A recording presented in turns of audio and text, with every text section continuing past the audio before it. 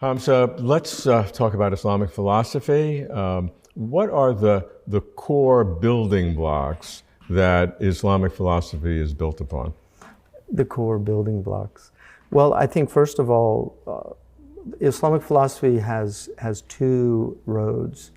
One of them is the philosophers themselves, people like Al-Kindi, Al-Farabi, Avicenna, and they pursue a very specific philosophical tract, but because they were believers, they obviously bring in Islam to some degree. The other track, though, is really a philosophical track that's profoundly rooted in the Islamic tradition itself.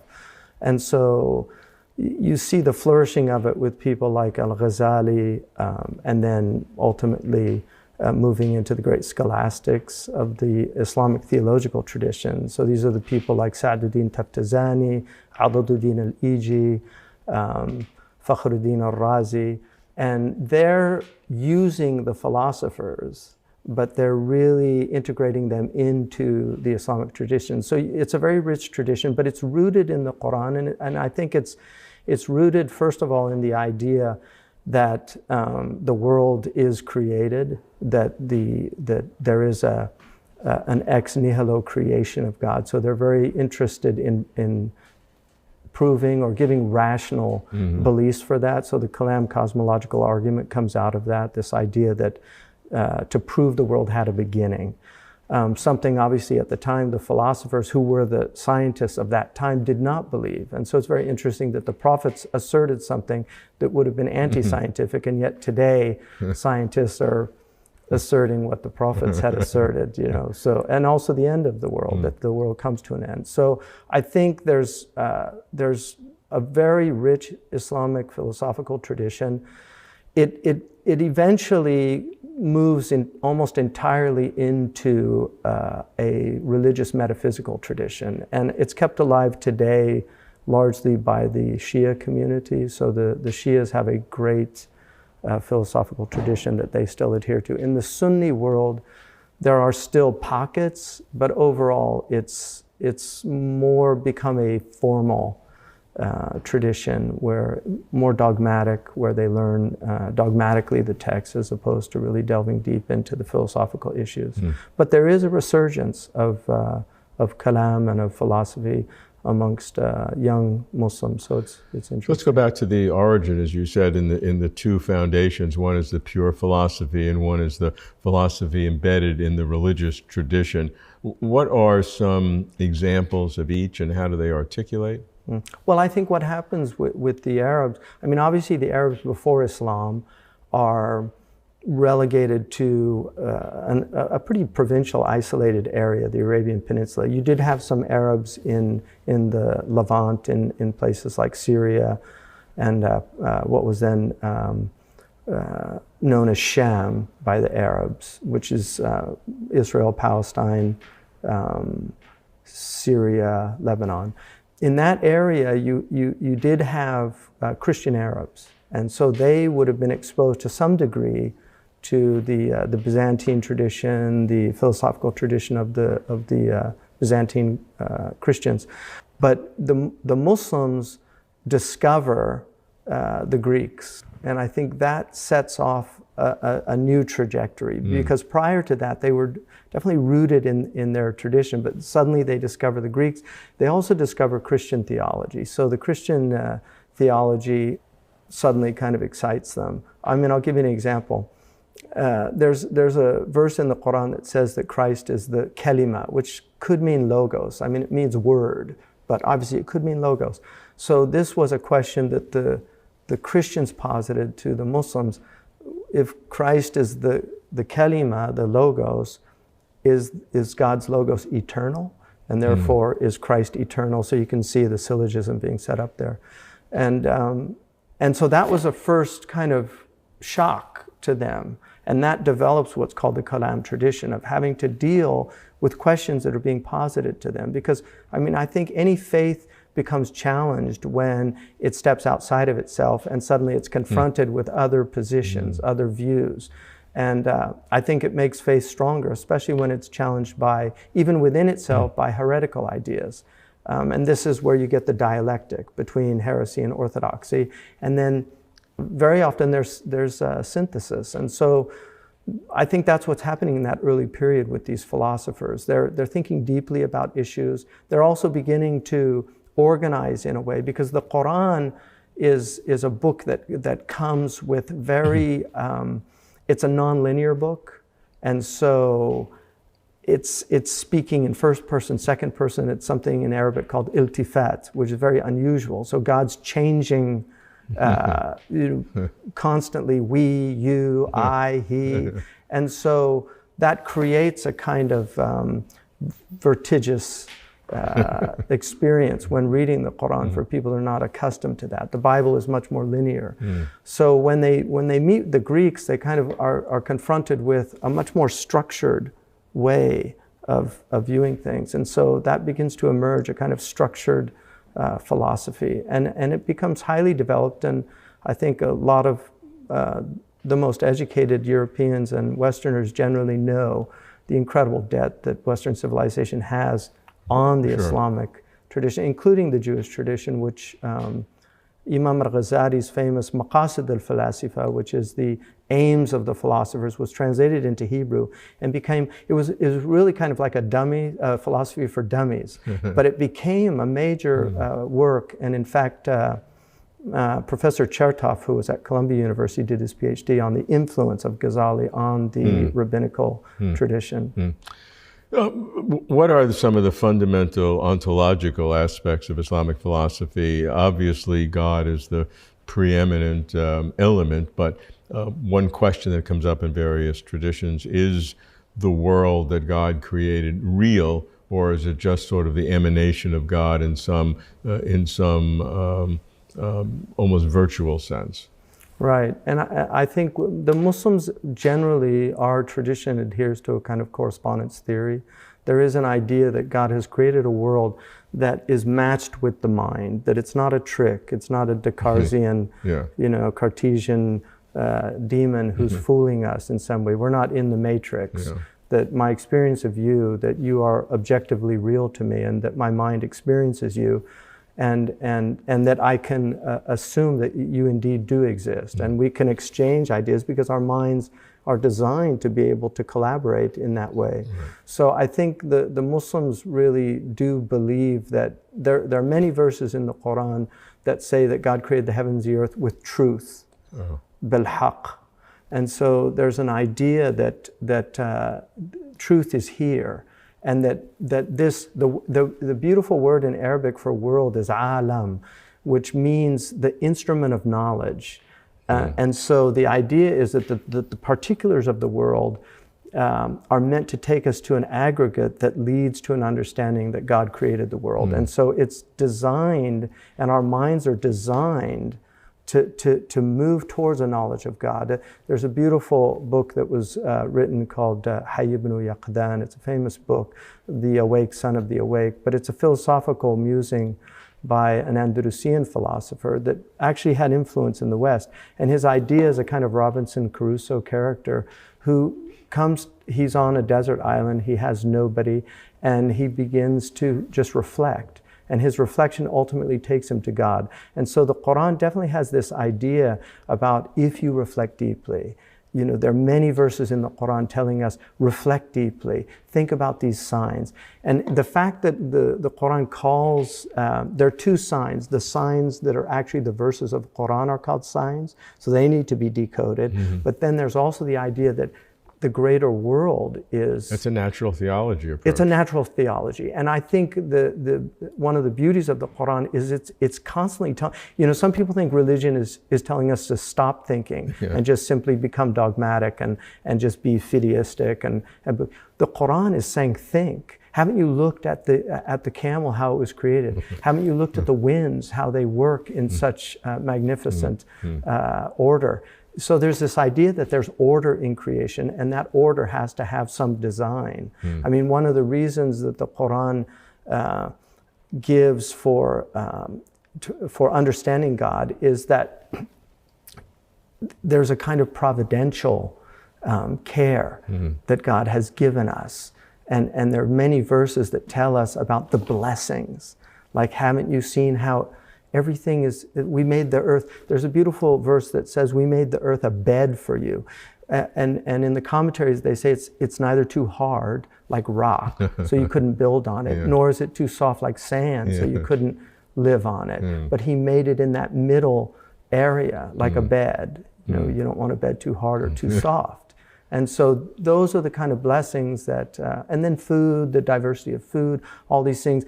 The idea is to reflect on these and to kind of come to conclusions that there's a creator behind this. There is a source behind this. It's an intelligent source, and it's a source that speaks to us through these individuals, the great Jewish prophets. We believe that Christ obviously is one of the prophets, not Son of God, but a prophet, and then the Prophet Muhammad. So there is, and it's not limited to the Jewish prophets. There's a belief in the Quran that tells us that every peoples have been given prophets. So the Asian peoples had their prophets. The native peoples here in America had their prophets. Everybody has been given some kind of access to this supra-rational world, because our intellects, science has a ceiling. There's an unknowable aspect of what's beyond that, and so that's where metaphysics comes in. Hamza, I'd really like to understand the Islamic God. I am more familiar in terms of conversations with the God as portrayed in Christian philosophy, to a lesser degree Jewish philosophy, and I know there are great similarities, but let's drill down to the Islamic God. I've heard of the 99 names. I understand the apophatic tradition that we can only know God in the negative because God's beyond being, which I thought, what little I've read of Islamic philosophy, seeing God as beyond being, not a category that even can be conceptualized, was very enlightening, very exciting to me. So I want to understand the depth of the nature of God, or Allah. Right. So, Bismillah. The nature of God, the idea of God, first of all, is a very human idea. This concept that there's something beyond us. There's a creator. The idea of recognizing our own createdness, that we weren't here and now we're here, and we know that soon we will not be here. Other people will be here, and so the Jewish understanding of God, which comes into the world obviously with the great Jewish tradition, basically morphs into Christianity, which has a very different view of God. And then about 600 years later, the Prophet comes and really is addressing both the Jewish and the Christian understandings, acknowledging the Jewish God, but criticizing the Christian God. And so there's this idea of restoring a kind of radical monotheism to God. So I think that's at the heart of Islam, is to restore a radical monotheism to God, that God is one, without any partners, without any personas, the persons of God, the triune God. And so for Muslims, we learn about God first and foremost from the Quran. But outside of that, there is also an understanding in our tradition that you should not be, your belief in God should not be a type of imitation of just simply something that drives atheists crazy. Why do you believe in God? Because the Quran says so. Well, how do you know the Quran's from God? Because God says so. Where does he say it? In the Quran. So there's this idea of trying to get out of that circular reasoning by really coming to a natural philosophy and a natural understanding of God. So you have those two tracks. If we look at what the Quran says about God, the most fundamental thing it says about God is La ilaha illallah. There is no God. There is nothing worthy of worship except the one true God. The name Allah, there's a different opinion about it, but one of the opinions is it comes from walaha, which means to bewilder or to perplex. Elohai is in the Jewish tradition, they have Elohim, Ilah in Arabic. Right. These are related. There are others, Muslim scholars, that say Allah is just uniquely a name that has no derivation. that it's the personal name of God. It's like John or Mark is the personal name of a human being. And so Muslims try to understand God through the Quran first and foremost. And the most fundamental verse that tells us about God is the 112th chapter, which is a stunning summation of the reality of God. So it says, قُلْ هُوَ اللَّهُ أَحَدٌ. Say God is one. And one is not a number in the Arabic tradition. Numbers begin with 2. So say God is unique. God is one. قُلْ Allahu Samad. Allah, God cannot be, there's no hollowness to God. God is whole. God is infinite. God has no needs. And then, lam yalid wa lam yulad. God was not begotten, nor did he beget. And then finally, وَلَمْ يَكُنْ لَهُ كُفُوًا أَحَدٌ. There's nothing like unto God. So any idea that comes to the mind, one of the things that I learned as a student of theology was anything that occurs to your mind, God is other than that. So we cannot conceptualize God. God has no gender. Unfortunately, in Arabic, you can speak without the problem of masculine and feminine like you can in Persian. In English, we have he and she and it. And so generally the Quran has been translated with the masculine, but there's no masculinity associated with God. God is Dhul Jalali wa Ikram, a possessor of majestic attributes and a possessor of beautiful attributes. But that verse, according to our theologians, looks at these 8 aspects. The first, God is one. It means that God is neither composite, he's simple, he's neither composite, nor are there partners. There aren't gods beside him. So it negates those 2 aspects. Allahu Samad, he neither has need, and everybody is in need of God. So he has no needs. He's free of needs and defects. And then lam yalid wa lam yulad, he is neither caused, nor does he cause anything in an Aristotelian first mover sense, like that's connected with the cause. So he neither causes in a cause and effect sense, nor is he caused himself. And finally, there's nothing like him. He has no peer and he has no opposite. So that really sums up. It's an extraordinary chapter because even a Bedouin can learn that. And I was once in the United Arab Emirates, and I was with some Bedouin, and they asked me what my religion was before Islam, and I said I was an Orthodox Christian. And they said, what did they believe? And I said, well, they believe Jesus is Son of God.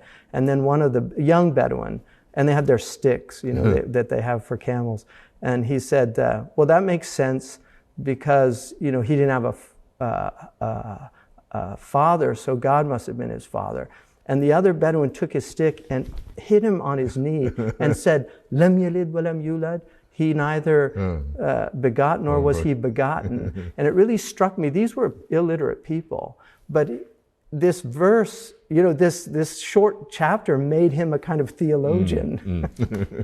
How do you contrast the 2 ideas that God is beyond categories, which you described very eloquently, in the so-called apophatic tradition that you can only know God is in the negative, via negative, as opposed to asserting. And yet, on the other hand, you have the 99 names of God, which are all positive affirmations. Sure. Great question. So, first of all, the idea, the Aristotelian categories begins with substance, and then it's got all of these predicates that go with that. So, God is not a substance. There's no genus. God is outside of the idea of genus and species. So we can't define him in a traditional way that logicians would have used in pre-modern logic. But at the same time, and this is where you get in our tradition what's called tanzih and tashbih, which tanzih is like transcendence, that God is transcendent, utterly transcendent, but also that God allows us to know God, and the way God allows us to know is through attributes. But those attributes have to be understood in a kind of mathematical sense of any number over infinity is 0. So the idea that it's approximations. So the 99 names tell us that God is merciful and compassionate. Those are the first 2 attributes in the Quran. So how do we know mercy and compassion? Well, the Quran says, look into yourselves.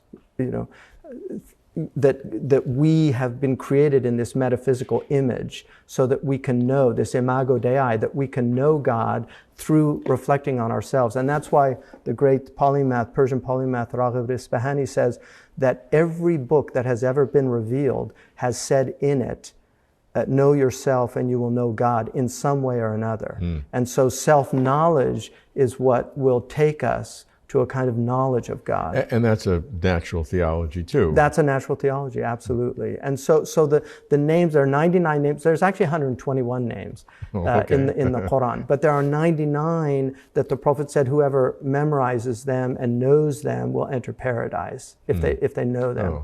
Yeah, and so like the Jewish tradition has 72 names of God in some of the iterations. So the idea that God has multiple names, in fact, in our tradition, there are names that we don't know. God has withheld names from us. And there's a beautiful prayer of the Prophet, every name that you have taught to a prophet or taught to someone, or you have kept in your own knowledge, so that God has infinite names because He's infinite. Hamza, in Islam, what is the nature of the person? And normally we ask, is there a non-physical component that makes us who we are? Is it some kind of spirit? Is there an immortal soul in the Platonic sense? What makes us mentally human beings? Right. So the Quran gives 5 different words that compose the human being. It gives the word aql, which means, it's a difficult word now because intellect means something very different to modern people than it did to pre-modern people. Because intellectus, from Latin, this idea of being able to judge between things.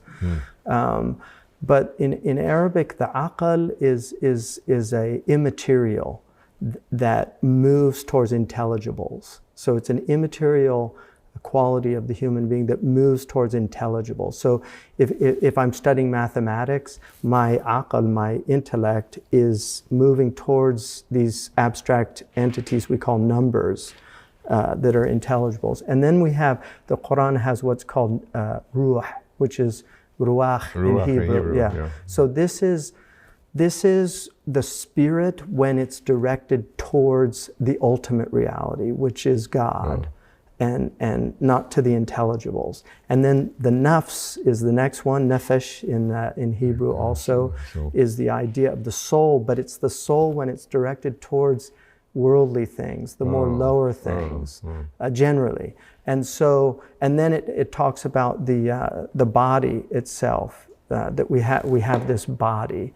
And then it talks about the heart, qalb. So these are the heart represents emotion? The heart represents intellect also. The Quran says they have hearts, but they don't reason with them.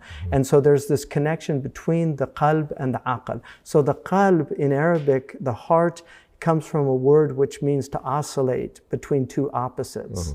So it literally can mean to be turned upside down. So the idea is that our hearts move towards good, but then sometimes they can move towards the opposite. And that's the human condition. You know, our lives have a mingled... So there's a moral component to that. There's a moral component, exactly. So the heart is related. And then there's other words, like fu'ad is another word. Very rich words. So that's the benefits that the heart gets from perceiving reality. Okay. So if we take all 5 or 6 together as a composite, what does that imply about the nature of the person? That we're very complex. Okay, we're very complex. We're very complex. And that we have a natural movement towards the good. So this is understood that the soul wants to know God. The soul was created to know God. And that's a natural movement towards good. When Aristotle says in Book 1 of the Metaphysics that all humans want to know, that is very consonant with a Muslim understanding that they want to know reality, which is God. And this is what is in our tradition is called the intellectual potential, what the scholastics call the apprehensive appetite.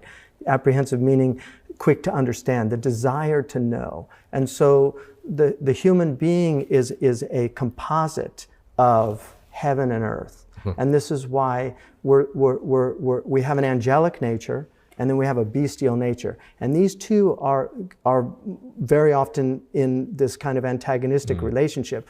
So God put the head on the top, he put the thumos, the chest, in the middle, and then he put the stomach and the genitals down below, and that's the order for an upright person to be following. You know, so reason should govern irascibility, emotions, and appetite. When it gets turned upside down, that's the qalb. It literally means to be turned upside down. So when it gets turned upside down, the human being now is completely discombobulated. You know, he's completely. Now, these are attributes in the sense of the expressions of what a person is, but what is the kind of the mechanism that's causing that? Because you can, I mean, from my old science and neuroscience, I can make an argument how all of those things are reflected in the brain, and that's all you need to do that. On the other hand, some people talk that you have to have an immortal soul that creates that. So those attributes they each have a different kind of character. The body that's going to obviously be physical. Emotions are one thing, and intellect is another. Nefesh and ruach. Pardon, that's my knowledge of Hebrew, not Arabic.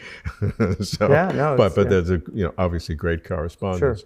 Sure. And so those are slightly different categories. Right. And so how are they generated? What is the mechanism? Well, there's an immaterial soul in our tradition. I mean, we believe that God breathes into the human being the nefesh, the ruh, the soul, and that's what animates us. And that's why if you see a dead person, I've washed many bodies. I worked in an intensive care unit and saw many people die. There is such a extraordinary difference between an animated living human being and a corpse. Right. I mean, we can just see that something profoundly missing there with the loss of that breath. Which in Arabic the word for soul is related. Both ruh and nefesh are related to breath, and so this idea of this spirit. The Native Americans used to use the pipe to show the breath, so that they could see that it was a human and not an inanimate type of spirit. So I think the soul is the Quran. The definitive verse about the Quran is they ask you about the soul, say the soul is from the command of God, and you've only been given a little bit of knowledge. We just don't have the knowledge. We believe in the soul, and in fact, Raghib says, the great Persian polymath, he says that the ancients considered crazy anybody that denied the existence of the soul because it was so self-evident.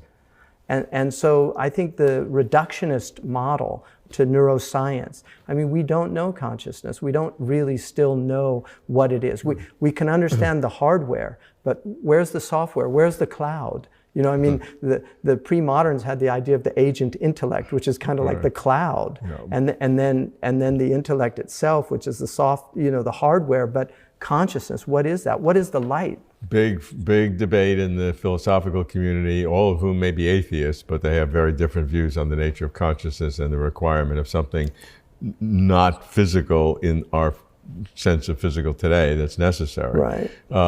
And the Abrahamic traditions, at least today, have an immortal soul as part of the tradition. It's less clear, some would say it's not in the Hebrew Bible. Right. And the Hebrew Bible talks of a resurrection as opposed to an immortal soul, but those are different kinds of debates. If you look at the brain itself, the triune nature of the brain, I mean, we have this R stem, this reptilian brain, which is, it's this ancient survival brain. And then we have this midbrain, but on top of it is this extraordinary neocortex. And again, it's top to bottom. It's, there's an ordering there. And so the challenge, I think, for Muslims, we are challenged to use our reason to really take hold of ourselves, to discipline our souls. The Prophet Muhammad, peace be upon him, he said that the intelligent one is the one who disciplines his soul or her soul and works for what is coming, both in this world and the next, but particularly in the next. And he said the fool is the one that lets the soul do as it pleases. Do what thou wilt. The Thelema, the Abbey of Thelema, Rabelais. Is there a distinction between the person and the self? I think person is more in the Christian tradition. It's a very important concept because of the persons of God, and obviously the human person. But even in Arabic, I've kind of looked for a corresponding word, and I don't think there is, the same idea. But the idea that each one of us is an individual, and that each one of us is created by God and should have the dignity of the one created by God, that's very important. And assuming there is some kind of an immortal soul and that comes from God, how does that happen, or when does that happen? And I'm not asking about an abortion issue, when Sure. it happens. That's irrelevant to what I'm interested in.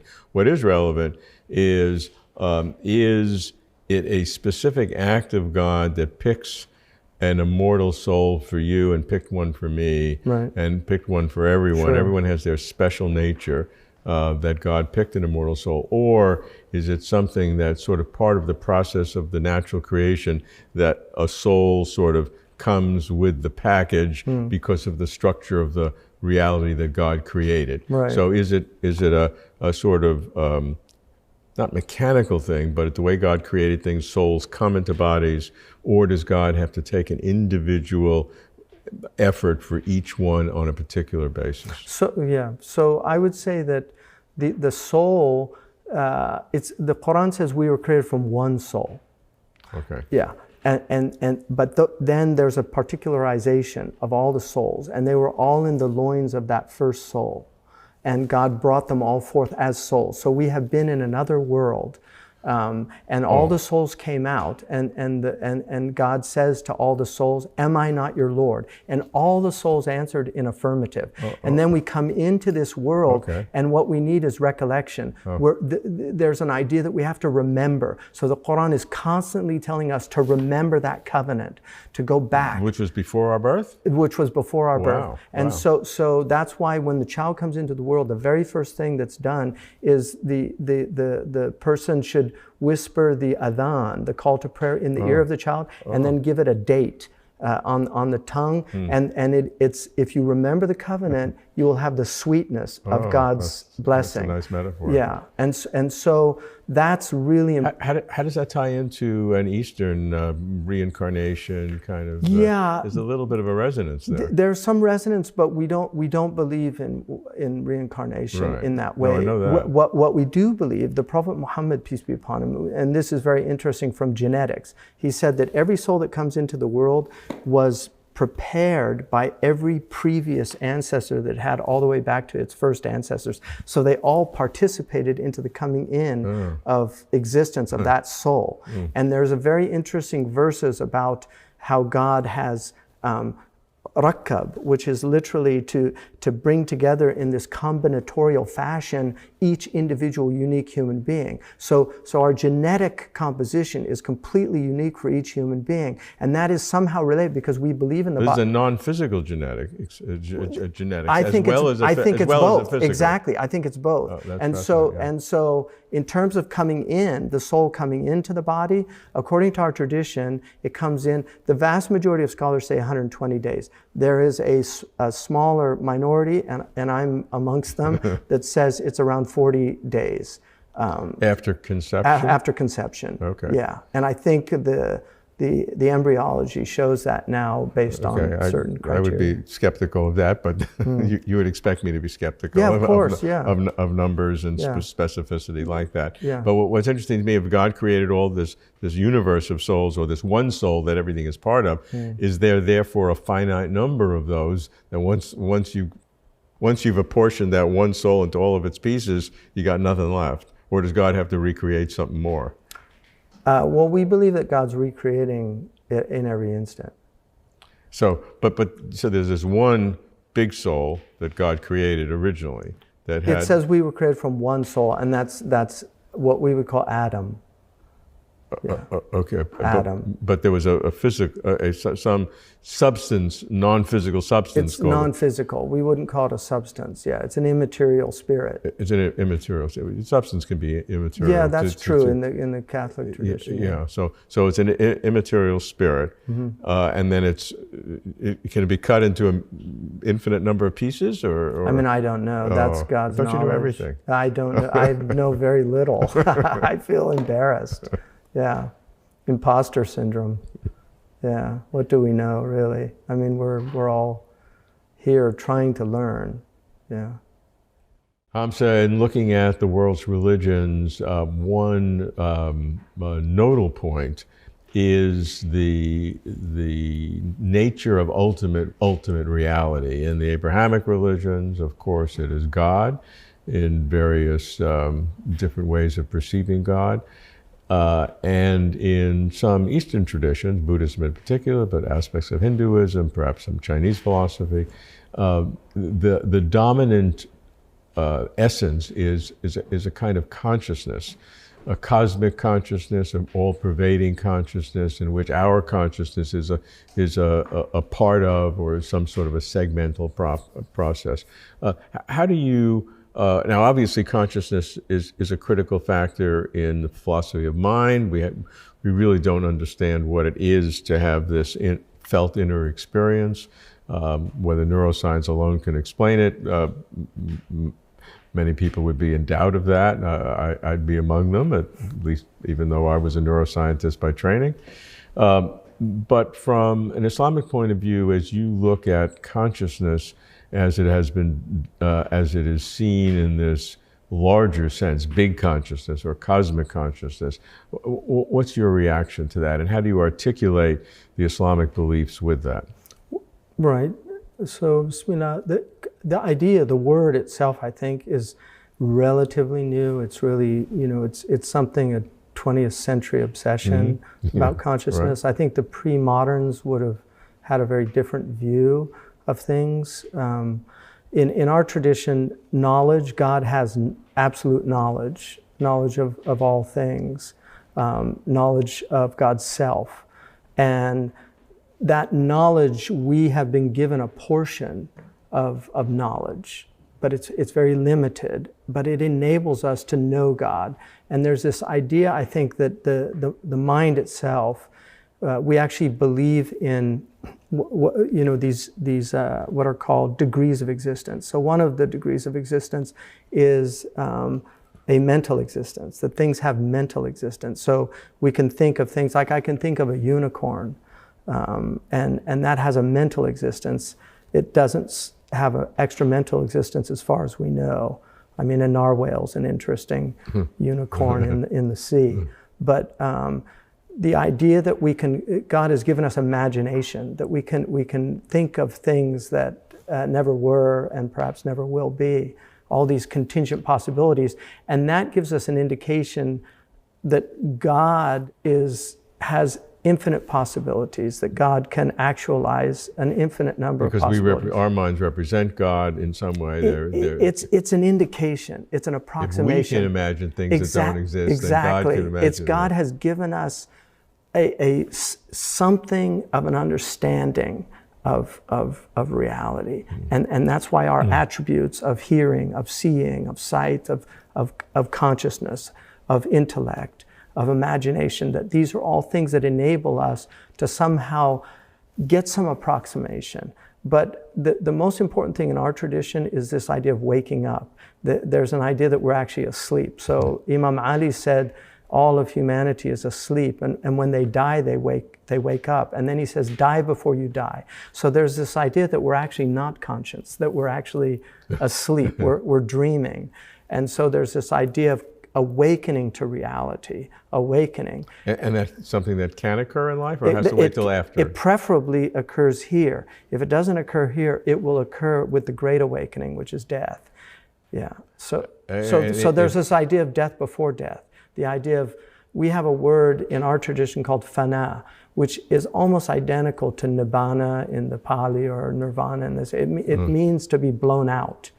And so it's the idea of having the self blown out so that it can perceive reality. Is that in core Islam, or is that in the? That's in core Islam. That's in traditional. That's not that's mysticism, Sufism. Well, the thing about when they talk about Sufism and mysticism, all of the Muslims had some commitment to mysticism. All of them. Ibn Taymiyyah uses the word fana. Ibn Qayyim al-Jawziyah, scholars that are traditionally associated with a kind of anti-mystical doctrine, yes. They use these doctrines. They were first formulated by a great Baghdadi scholar, Imam al-Junayd, and they're accepted by the Muslims. So I believe it's core Islam, and I'm not saying that as some kind of heterodoxic view. This is orthodoxy. It really is traditional Islam. So yeah, there is an understanding that we can wake up to reality in life. And that's called, we could call that the path of sanctification. So the other path is the path of salvation, which the vast majority of humans take. And that's just getting by. There's a bare minimum, a baseline of practice that if you do that, you're promised salvation. But there are those in the world that it's not enough for them. They want to know God here and now. They really want to experience God, and they set out on that pursuit, and it's a dangerous pursuit because there's a lot of thorns on that path. What kind of thorns? Well, self-delusion is a big one. Yeah. You know, to think that you've actually had some kind of arrival. There's a great Zen story about the enlightened monk that came to talk to all the Zen, and then. He said, all enlightenment is an illusion. And so everybody left except one. And he said, what are you doing? He said, well, I've been sitting here thinking I'm enlightened. I realize it's just early senility. So, I mean, there is delusional states, and people fall into these states. And that's why humility is so important in our Islamic tradition. The Prophet said, I was commanded to be humble, despite being a prophet, so that no one would see themselves better than another. And that's why a true sage in the Islamic tradition sees everybody as better than them, even the ignorant ones, because they might have an excuse with God because of their ignorance, whereas somebody who knows has no excuse. And is there something like a cosmic consciousness that pervades reality, that's independent of God? Or you not? know, I'm a little hesitant to use words that are outside of our tradition. There's an understanding that God has absolute knowledge, and His knowledge is everywhere. That God's knowledge, He is with us wherever we are. His knowledge is with us. He knows. God knows everything. God knows what's happening. And so in that way, God is mindful of His creation. And in fact, the Quran says, there's an amazing verse that says that we will show you our signs on the self and in the horizon until it becomes clear to you that this is truth. And then it says, does it not suffice you that God is witnessing all things? So this idea that things could not exist without the witnessing of God, kind of the idea that, you know, and this is, as you know, in physics, this idea of if the observer is not there, does it exist? Well, for us, if God is not observing us, we don't exist. What about the creation of consciousness itself, our awareness? That requires some sort of an implantation of a soul from God? Absolutely. It's a light. We believe that consciousness is a light that God has placed into the human being.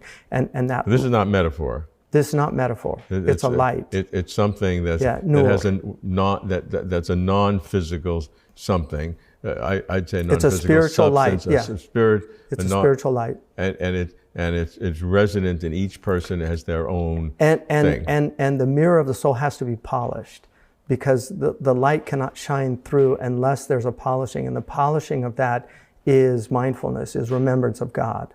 That's how one polishes the soul. And if that polishing occurs, then reality begins to present itself as it is, reality. So most people, when they think of the Islamic tradition, think of a lot of rituals and a lot of experiences, people praying 5 times a day, facing Mecca, various kinds of mysticism, ascetic practices. Each religious tradition has its own set of practices. So what I want to understand is, in the Islamic tradition, what is the importance of ritual and the traditional behaviors?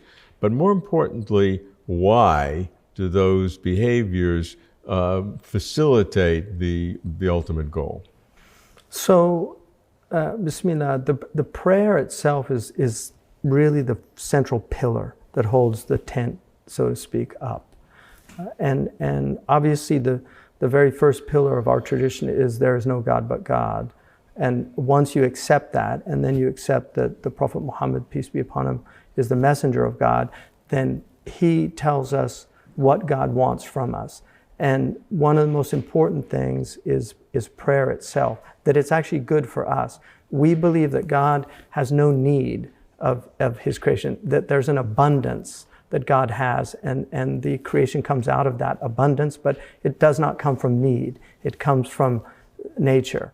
That it's the nature of God to be abundant. And so giving us participation in being this extraordinary experience. And so prayer is actually a form of gratitude, and it's a form of reorienting, because the world, the Vanity Fair idea, that the world is a place of heedlessness. It's a place that we can easily fall into heedlessness and forget ourselves. In fact, the Quran uses that term to forget the self several times. They forgot themselves, and so God forgot them. And remember me and I will remember you. And one of the things Kierkegaard said, something that fascinated me. He said that one of the most dangerous things in the world is to lose yourself. That he said it's the easiest thing in the world to do.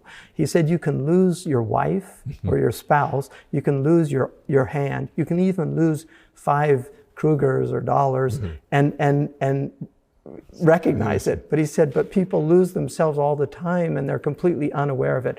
That is why the prayer brings us back. It reorients us. I mean, reorient to go back to the east. To go back to where the sun is rising, to where that light is coming forth. That's the essence of the prayer, and that's why it's the fundamental practice of every devout Muslim. Coupled with that is also Quranic recitation, this idea in the Hindu tradition, they have the Smriti, which is this idea of remembering the scripture, because the scripture brings us back. The scripture has all these reminders. There's the fragrance of death on every page of the Quran. It's reminding us that we are temporal beings, that life is very fragile, that we can lose our lives at any time. As Hamlet said, the readiness is all. It's the preparation for meeting God. The prayer itself, what are the essence? What's the essence of it? How long is it? What? It's not long. There are 5 prayers. The first one is at dawn. So when the first light comes. Each one is different. Yeah. So each one is different. Right. So we wake up. We're encouraged to wake up before dawn and do night prayers. So that's called night vigil. So that's very important. The Christians, the Catholics also have night vigils. So the idea is we get up at dawn as a baseline. You can do other practices, and then you do a ritual washing, which in the Jewish tradition they have the mikvah. You have certain ritual washings. Well, we have ghusl, which is akin to the mikvah, and then we have wudu, which a beautiful translation of that is lustrations, because it's something that brightens you. And so we wash, before we pray, we wash our face, our hands up to the elbows, and then our feet, and then we wipe our heads. And that's just to prepare ourselves to enter into the divine presence.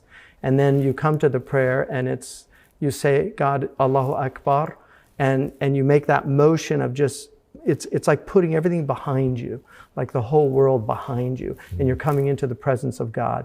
And every prayer has to have the Fatiha, which is the first chapter of the Quran, and it begins in the third person, but then it goes to the first person.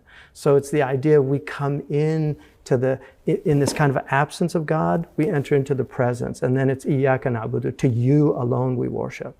And so That is to reorient every day. And then when the sun goes to the zenith and moves 1 degree, that's the second prayer. So it's all according to the sun. And then when the shadow reaches its length after the zenith, then again we do the afternoon prayer. And they have different circuits. Like it's about 5 minutes. I mean, you could do it pretty fast. It's better to do it properly, but some people do it quite fast. And then you have the sunset prayer, and then the prayer when the light of the sun is gone, the last prayer. So we pray 5 times a day, bare minimum. There's 17 different circuits of the prayer. So what does that mean, 17 in circuits? other words, the standing, bowing, prostrating, sitting. That's one circuit. Okay, and each prayer has, like the first prayer has 2 of those. Oh, okay. Yeah, and they actually make the human form, and they actually spell out the name of the Prophet also in Arabic. Oh. Yeah.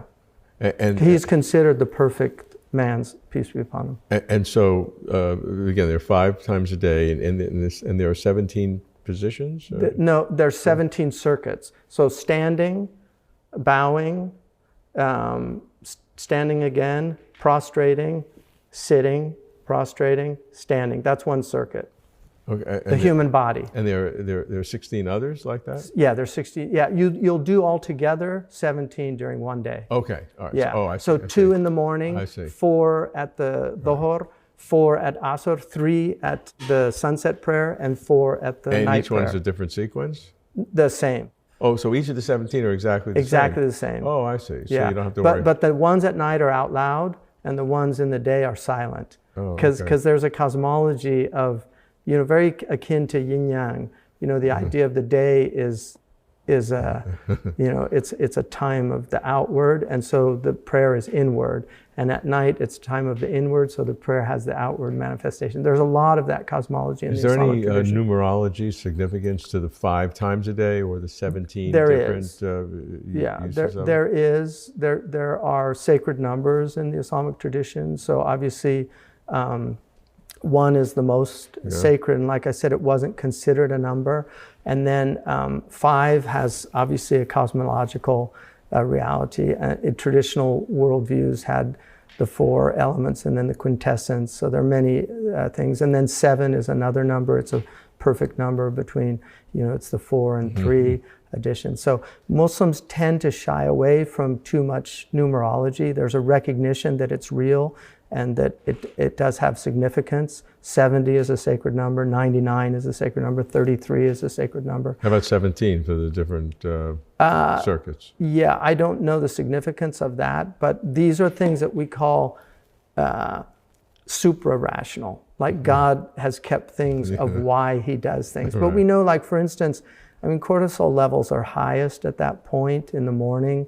And definitely we also know, like grounding now, the importance of grounding, the importance of actually, just grounding our bodies to the earth. So, and that's why it's actually a want of the Prophet ﷺ to actually pray directly on something that comes from the earth. Is there any intercessionary objective of prayer, of this kind of prayer? Absolutely. So are you able to ask Allah to do things? And we tend to.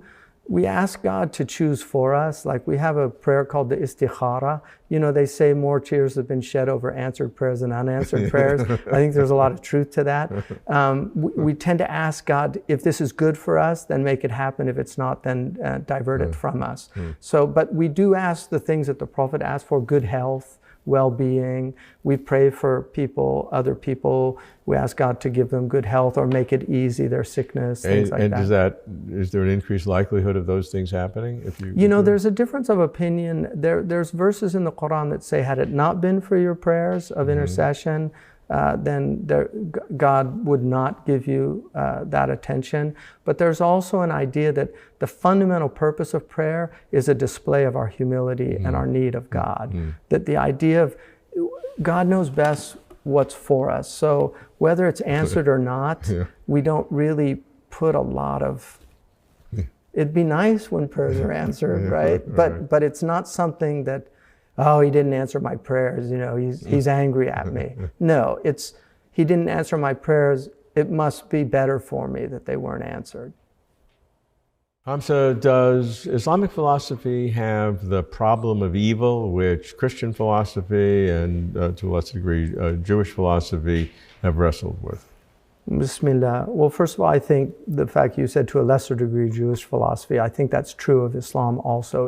It's not the same type of problem as it is. I mean, Islam is certainly not Manichaean.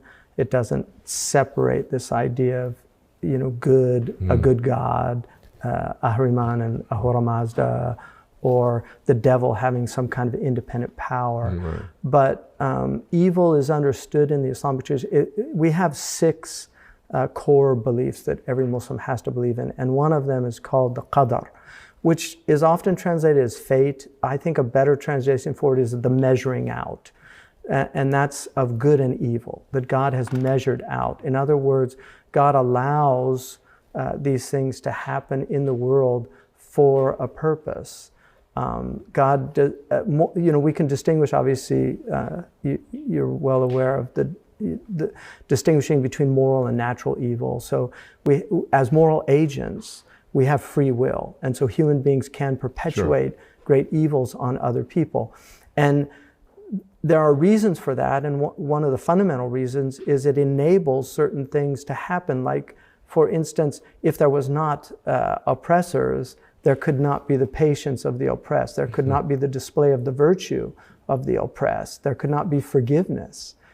These are all very important. God forgives. And so, judge not lest ye be judged. As the standard by which you judge, so too shall you be judged. So the idea is that, we want to forgive. We want to overcome certain qualities of the soul. So I think in Arabic, the word for evil, shar, is not equivalent, although if you go back into Old English, perhaps you'll find some equivalents.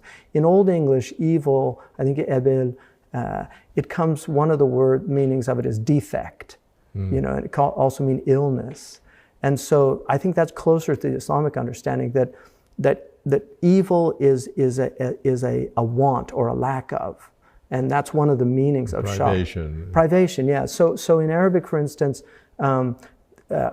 poverty is an evil, not because it's morally wrong, but because it's a privation. So anything that's a privation or a defect is a type of evil.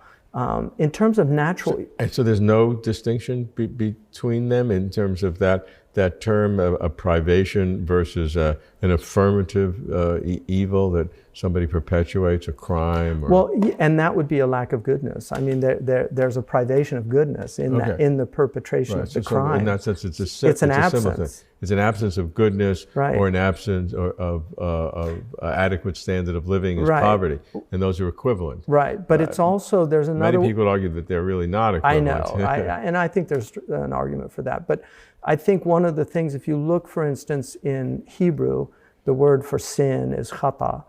In Arabic, it's khati'a, also khata.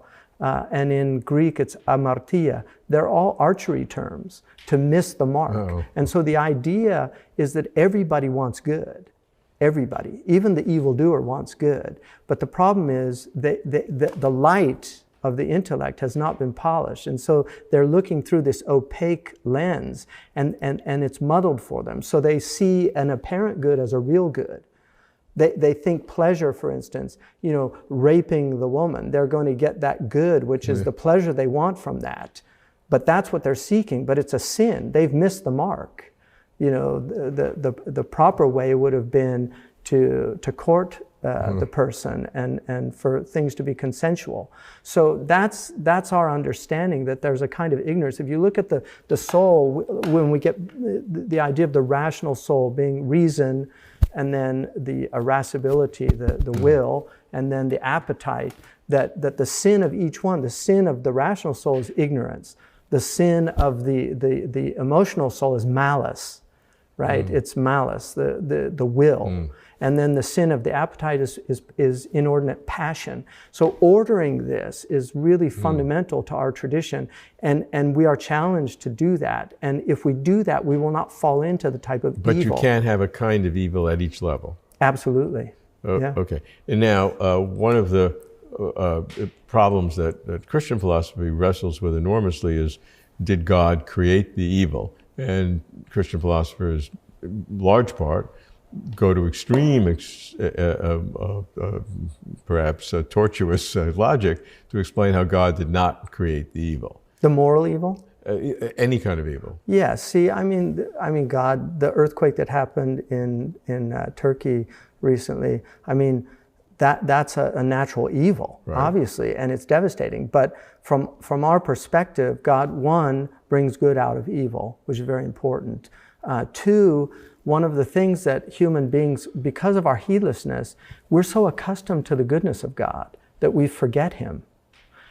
In fact, there's a verse in the Quran, what has deluded you from your generous Lord? And in the commentaries, they say He put the answer in the question. It's His generosity. So God, we're so used to, like right now, everything's fine. If suddenly it started shaking, we would become aware of the blessing of the stillness.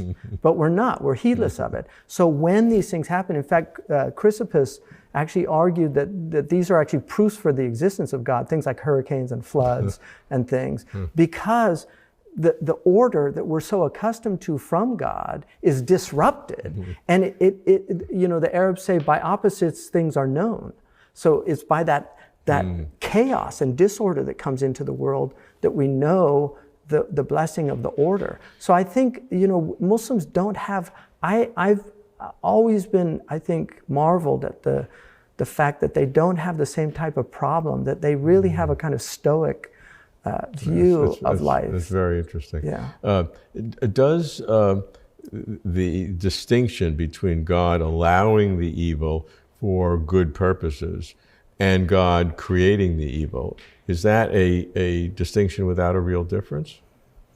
I mean, I think in some ways, yeah. I think the fact that God is the creator of all things, right, yeah, right, and so evil is part of the creation, and it serves a function, it serves a purpose, it serves the function that without it many goods would not be realized. One of the most important ones is that good people actually combat evil, because spiritual warfare is part of life on earth, and so it's very important. The great Persian poet Rumi said, sometimes we take up the sword to take swords out of the hands of madmen. Yeah. That there has to be an opposition. And so in terms of the purpose of the world, evil serves a very important purpose. And without it, there would not be many goods that God clearly wants to realize in the world. Yeah, so you'd have no problem saying that God created the world and evil with evil in it. We believe that. We have to. Yeah. We have to believe it. Yeah. I mean, I think that's more logically coherent than trying to parse the difference between to get God it out, because then it limits God's omniscience, omnipotence. Right. I mean, didn't God know that there would be evil? And then this idea, I mean, I think it's a problematic syllogism, that the atheists use, this idea that, is God all good? If He permits evil and all powerful, and He permits evil, then He's either not all powerful or not all good. Right. But if His permitting it is for a greater good, then I think that, a surgeon will cut off an arm to save a body. Sure. So we can't, there's a beautiful Persian proverb, what does the ant know of the pattern of the Persian carpet? It's that's nice. We're just so limited in our knowledge. But I mean, look, like in Turkey, one of the things that really struck me was all the goodness that came, all these people that in cold, they could have stayed in their apartments. They left from all over. People from Ukraine and Russia both came. People that are fighting each other in Ukraine. Yeah. They both sent people to help save lives. Right. So they're killing lives in Ukraine. I mean, there's a irony there, but there's also something really powerful about tragedies and about natural evil, that it brings out the best in most people. The problem that comes up is that in general, your argument works, but there are lots of specific people, rational, sentient human beings, whom it doesn't work, right, because they were the ones who died, or the child who got brain cancer, or a million other examples. Sure. And so is it fair for God to create a world where I can benefit because I've helped a poor person, but that poor person has died or something. Yeah. I got the benefit because I was so beneficent. Sure. And so I benefited. But that person, suffered in order for me to benefit. Well, this is Ivan's argument in Brothers Karamazov. It's a powerful argument. Yeah. I mean, children, right? The suffering of children. It's a powerful argument. But in the end, I think we have to choose. We have to choose. And there are those of us who choose to believe in the goodness of God and that these are for a purpose. And I think it's definitely a healthier perspective, because the other perspective, I think, leads to a type of either nihilism or despair, or and I think there's a reason for that. I think God's created us in that way. You have emphasized in your writing the concept of suffering a great deal, right. which has resonance with much in Buddhism, for example, Sure. In terms of the importance of suffering in the world. I recognize suffering. Of course, everybody does, but I don't do it in my worldview anywhere near as much as you do. So enlighten me in terms of the importance of appreciating suffering as this vehicle to understand reality, understand God. Well, I mean, I was a registered nurse and worked in a hospital, and I've seen people in immense suffering, and I've seen people handle it in ways with faith that people without faith were incapable of handling it. And I think that I genuinely believe that suffering is something that it's the first noble truth. It's part of the world. And we have to hopefully avoid it as much as possible. I mean, who wants to suffer unless you're a masochist, But I think we also have to embrace it when it comes to us and try to see the wisdom in it.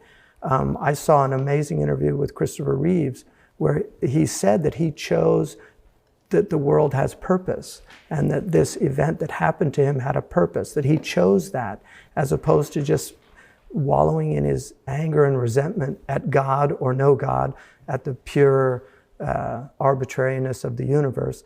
I mean, these are all choices that we make, and I think the most intelligent choices, the most hopeful choices, and the most necessary ones for our well-being are the ones that recognize that there's purpose and reason in that. And I think we've all suffered. I mean, this is something at different degrees, obviously. I mean, there's different degrees of suffering, but we have all suffered, and it's something that we share as a human species. And I think that if you're empathic, it enables you, because of your own suffering, to recognize the need to help others. And these are the benefits of tribulation. That's one of the great benefits of tribulation. I had a wonderful experience of that once, but I'll save it for another time. Why don't you? Okay. Well, this woman was listening to a talk that I gave. She was in England driving on the highway, and it was called the 17 Benefits of Tribulation. And one of the benefits was that it enables other people to help you. And right then her tire went flat.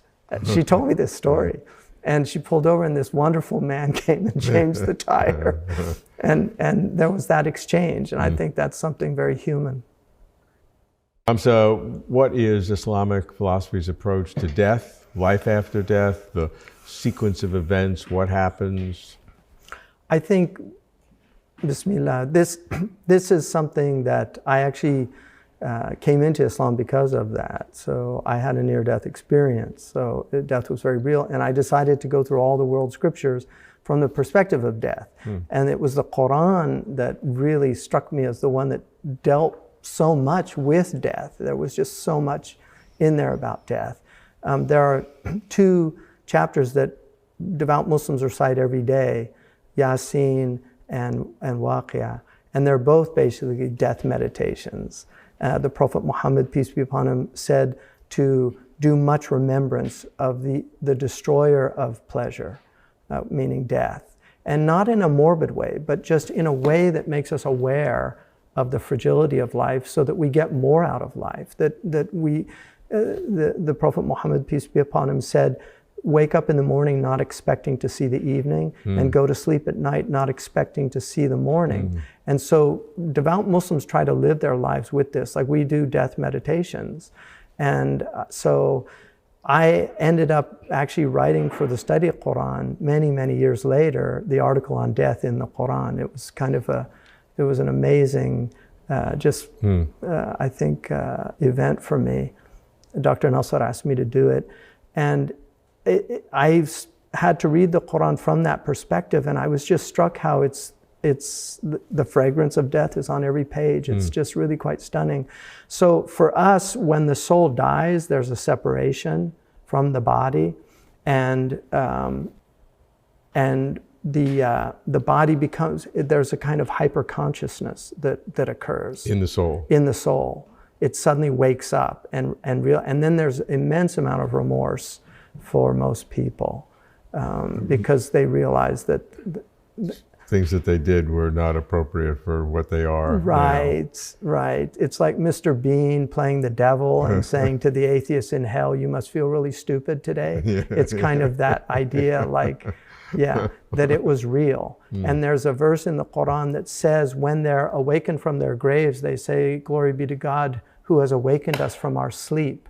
So there's an idea that death is an awakening from the sleep of this world. Now that is immediately after death, or it sounded like... No, it's immediately after death. Okay. So is there the concept of a resurrection? Absolutely. And it's a bodily resurrection like the Catholics. So it's a bodily resurrection which will combine with the soul, but the soul has an independent existence, a very hyper real existence after you die. And it's the immaterial soul, so it's consciousness as well. Yeah, so you have consciousness, it's a first person consciousness? First person consciousness. And then... And you have all your memories from the past? Yes, and then when you're put into your grave, there's a sleep, you go into a sleep.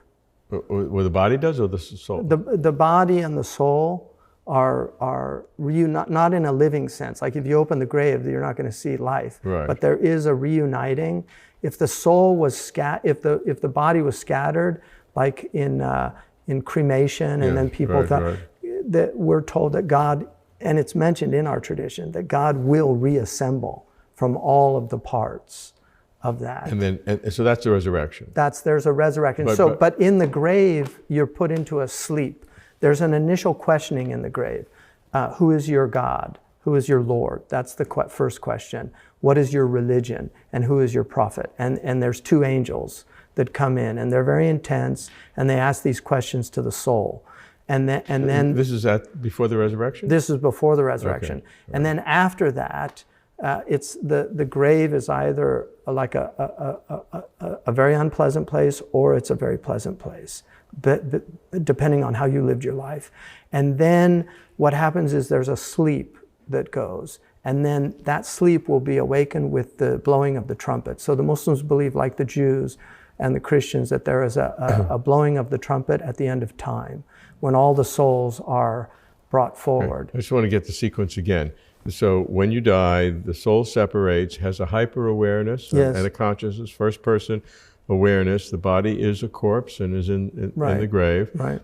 There's a, let's leave that, let's go to the end and then come back. So then the soul, after a time that we don't know, there'll be a resurrection. The soul is reunited with the body. It's kind of... The body is a permanent body, though. It's not it's not the same. Yeah, it's a different... Whatever God gathers together. Yeah. It doesn't have to be the same molecules. It has to be the same form, because our molecules change all the time anyway. So it can't be every molecule. But a physical form, it's reunited. It's kind of questioned, kind of a PhD exam. They're brought first to they're all brought to a plane, and the plane is described as white, and they're all naked, and the Prophet's wife said, "Won't people be looking at each other?" And the Prophet ﷺ said, "It's much more ominous. Like you're not going to be thinking about that." And then they move. Then they go to each prophet and they ask them for intercession. And so the Prophet ﷺ, finally they go to the Prophet and they ask him for intercession. And he's the one that says, "I am for it." Ana laha, which is one of the meanings of Shiloh. So we believe that Shiloh the scepter is given to Shiloh. So he has that place, because Shiloh in Hebrew, one of the meanings is the one who it is for. So he says, I am for it, and he intercedes for humanity in our traditions, peace be upon him. And then the judgment comes, because people, it's like you want to... But it's individual judgment. It's not. It will be, but it's like people want diagnoses. You know, they just want, what's wrong with me, doctor? Oh. And just, there's a relief in the diagnosis. So that's the kind of idea. People want to know what their destiny is. And so then they go, and there's a weighing of, they're given, each person is given the book of deeds of everything they did. It's all recorded. The Quran says we have recorded everything, and it says fi kitabin marqum, it's in a digital book. It literally says digital book. Wow. Yeah, that we have recorded everything. There's nothing that has been omitted. But there is a kind of Sony Pro cut, because we believe repentance can actually edit your book. So if you repented for sins, they can be removed from that book of deeds. Kind of a blackout, like a top secret document. Exactly, like a redaction. And so then you're given the book, and then your deeds are weighed in scales, like in the ancient Egyptian tradition. Yeah. The soul is weighed, you know. So they're weighed, and depending on the balance, it depends on. Is it a bimodal decision? Either you go to paradise or heaven or hell? Yeah, it is. It's well, there's also a kind of purgatory. There's something called al-araf, which is neither in hell nor in heaven. And there are people, obviously, that can get out of hell also. Okay, so hell is not permanent. It's not. It is permanent for some people, but many people will get out through intercession, through purification, spending some time. The word... Is it possible for everyone to get out, or some people? There are opinions amongst some of there are certain scholars that had those opinions, but that's not the normative tradition. But there are scholars that did hold that opinion. Is there any tradition of universal salvation in Yeah, Islam? and there's a book written by Muhammad Rustam that has that on universal salvation in the Islamic tradition. But like I said, it's not the orthodox position. There was a position from one of the Andalusian scholars that eventually hell they become nariyun, the people. So it's like they become accustomed to it. But the Quran is pretty clear that it's eternal punishment, and there are many verses. Although there's an interesting position in our tradition. So if God makes a promise, he has to fulfill it because that's his nature. Right. But if he makes a threat, it's actually considered acceptable for him to not fulfill the threat, because even in our tradition, if I say to you, if you come to my house, I'm going to really, you'll see what I'll do to you. And then you show up and I'm saying, come on in. That would be seen as a good thing, like I've forgiven you. Yeah. And so that idea about God is that he can forego a threat, but not a promise. How do you distinguish between a threat and a promise? Well, the threats are the threats of punishment. Those are threats. But there are promises also of punishment. So he will. So yeah, you have to be careful. And that's the idea. And then there's this idea of a sirat, which is a bridge between paradise, and underneath it is hell. And every human being has to cross that. And then the Prophet described these massive scanners that come and scan the soul. And if the soul is, it will clamp onto weak souls and pull them, and the soul will pull to keep them on the path so that they could get across. And the ones that don't make it are literally thrown into hell. And this process occurs after the judgment. That goes across. And then the people that get across, every prophet will be praying for their community. So Moses will be praying for his community, Jesus for his community, probably the Buddha for his community. Every prophet or messenger. I mean, there are people that believe that Buddha was one of the messengers. It's not in the Quran, but there are Muslims that... Now, right after death, the immortal soul has this hyper-aware state, but it's not going to a heaven or hell. What does it do during the interim period before the resurrection? Yeah, there's a lot of debate about that, about what that is, because this group they see the people in heaven, but they're not in heaven. And so there are some that argue that that's it's to prepare them, like the 7-story mountain. Well, who's in heaven? Because I thought nobody gets to heaven before the resurrection. Yeah, no, the martyrs are in heaven. Okay. So we believe that martyrs are in heaven. Yeah, the martyrs go straight to heaven. But normal people don't go straight to heaven. No, they have to go through the judgment. Everybody has to go through the judgment. Except the martyrs. Yeah. Okay, so then the souls, after they leave the body, before the judgment and the resurrection, they can see the martyrs in heaven. Right. But it's a pretty sparse place compared to the great majority. We also believe children. If you die before puberty. Oh, I see. And they're in the care of Abraham. Okay. Yeah. Good. Even aborted children. Even aborted children. Even aborted children. So there must be the spontaneous abortions that happen. Right. And they all intercede for their parents because they lost the child. And there must be a time frame before. We're out of time now. Oh, yeah. No, I mean a time frame for the abortion. I mean, it wouldn't happen 1 second after conception. Yeah, exactly. So there'd be a kind of cutoff point where you make it. Yeah. Okay. Well, I mean, all these systems are fascinating. That what the human mind can construct and put together some logical ways. I'd be shocked if any of this were, true to the last word. But, Well, here's something to think about. There's a verse there's a tradition in the Hadith which says the afterlife is what no eye has seen, no ear has heard, and has never occurred to the human mind. And so these are again all approximations. Yeah. Like what is going to happen? These are approximations for us to understand it, but we do believe in these resurrections, and there are many Muslims that take these very literally. Hamza, the historical knowledge is that the relationship between Islam and science during the flourishing of Islamic civilization, Middle Ages, was the richest in the world at that time. That Islamic civilization was the font from which much of science began to develop from. And yet, in today's world, much of the Islamic world is not has that same view of science. How can you characterize the relationship between Islam and science, particularly, questions of evolution, which is obviously sensitive in parts of the Christian tradition? How does the relationships relate? Well, I think, Bismillah, in the early period, the Muslims were encouraged by the Quran to seek knowledge. The Prophet Muhammad, peace be upon him, in many traditions said to seek knowledge. There's a tradition, seek knowledge even unto China, that every believer has to seek knowledge. And so Muslims were syncretists wherever they went. I mean, they went to Jundashapur, they learned the medicine from the Persians, they went to India. We have wonderful early books where they were quoting Hindu sages. They went to the Greeks, they translated all the Greek materials into Arabic.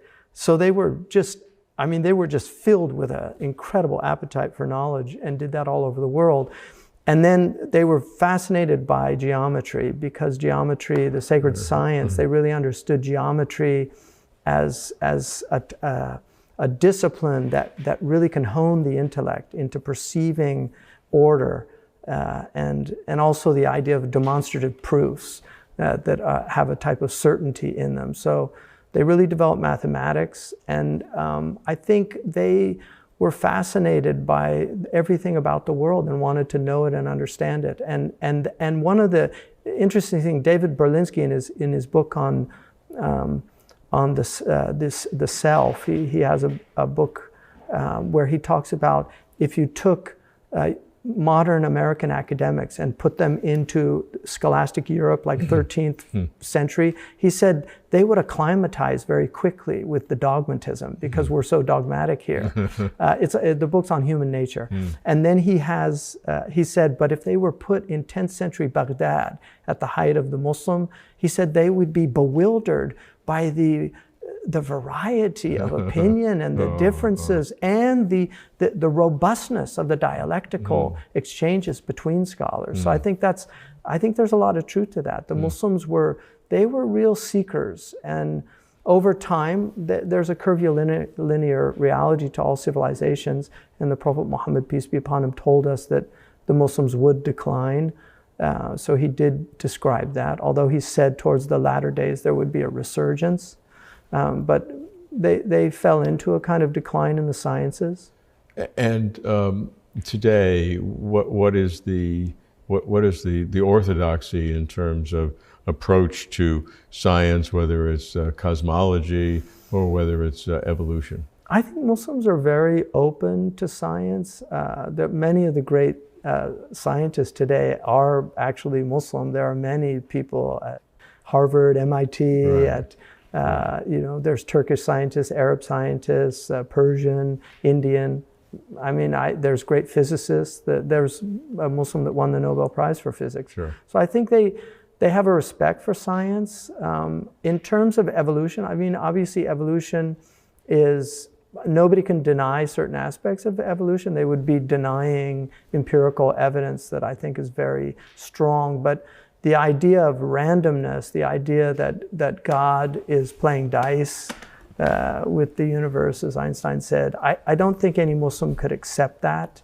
We also do believe in the original creation of Adam. Maurice Bucaille made an argument that things evolved, but the human being did not, that he was put here in the process of evolution.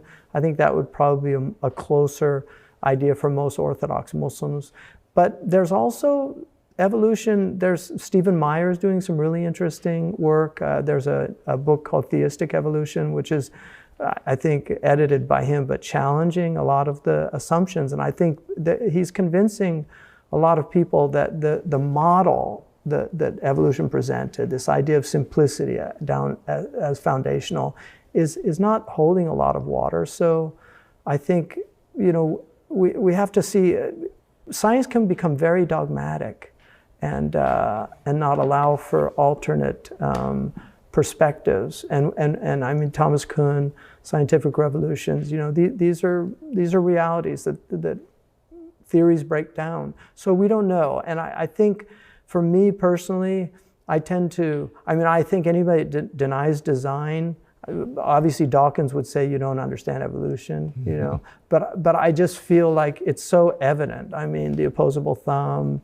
the eye, the ears, I mean, there's a falcon, the design of the nose of the falcon, because they dive at 200 miles per hour, and the design prevents their lungs from exploding.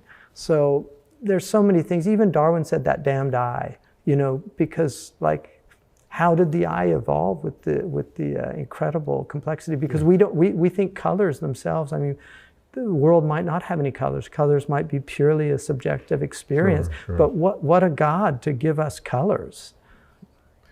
Yeah. So there are different positions that one could take on evolution. You can have a broadly deistic evolution, where God put everything in place from the beginning, but then it naturally developed without any intervention. You could have a theistic evolution, where God set it in motion, but needed to intervene at places to create step function differences of different people. Yeah. However many times you think God may have done that. Right. And then, of course, you could have no God and just the evolutionary process. And, I think it's not difficult to explain all of the different facets of why things look like they're designed, because in a sense they are designed. Evolution would say they are designed, but through the long process of evolution, the person that has the better eye will likely escape the predator versus the one that had the poorer eye, and so that process develops. So, but how did it start? I mean, the first cell. Origin of life is still. I mean, thank God for the design of the nose. We both have problems holding up our glasses. Right. So that's good. But if we had a different nose, we could invent some other thing to do that. But in the Orthodox Islamic tradition today, which obviously it's not purely random. Is there a theistic evolution, or I've perceived that there's a lot that don't believe in evolution at all? Sure, I think the majority of Muslims don't. There are people writing now on theistic evolution. There's recent books on the idea, so I think it's being debated. But the idea of randomness is absolutely unacceptable. What I would say, and I have said this before, if evolution were true, hypothetically, if evolution were true, and God used the mechanism of randomness, like obviously it's not random from God's knowledge, but if he used that, like God made us to learn through hit and miss. I mean, that's how we learn as humans. So if he created a whole creation like that, I think that's perfectly possible and compatible with God, if that was true. But from God's perspective, if we can even use that word, I mean, language breaks down when we talk about God. Sure, yeah. Right. But from that reality, there's no randomness. The Quran says there's nothing, there's not an atom that God is not aware of. So everything is in its place, everything is fulfilling its function, everything is doing what it was intended to do. And we believe that about God. So I think these are debates that are continue, and they're interesting. Hamza, what are the deep fundamental metaphysics, the ontology in Islamic philosophy? For example, abstract objects, the Platonic heaven where forms exist. Is that present in Islamic philosophy? And if there are abstract objects, how does that relate to God? Well, Bismillah, in the story that the Quran gives us about the first human being, the first consciousness, was Adam, and Adam was shown everything, and he named everything. Now, Fakhruddin al-Razi, one of our great metaphysicians, said that what he was able to do was to see the universal in the particular. And abstraction is the ability of the human mind to see one out of many, universes, right. One out of many. And so the human mind was created purposely to see the one out of many. Because ultimately it is see the one God out of the many variants of God's creation.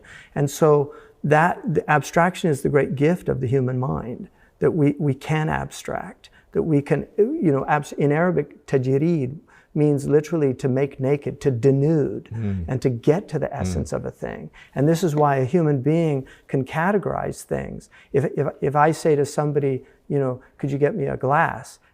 They go to the kitchen. I don't have to say which glass, in some kind of nominalistic idea that every single glass is unique. Yeah. No, he has the universal concept of glass, which enables us to talk. So we're constantly talking with abstraction. There's no way we could speak or communicate without abstraction. So those abstractions are a gift from God. And it was designed for the ultimate abstraction, which is to see the reality behind the multiplicity, which is one. And that's why we're called muwahidun, those who make one. That's what the Muslims are. They are those who make one. They make God one in their understanding. Because there are others that give God multiplicity or deny God and then make the universe a God. Because there's no such thing as an atheist. If somebody says, I don't believe in God, they have to believe in the universe. Right, they have to believe in materialism. So what they're doing is they're giving the attributes of God to other than God. And that's the essence of shirk in our tradition, which is the worst sin, which is to associate with God what cannot be associated with God.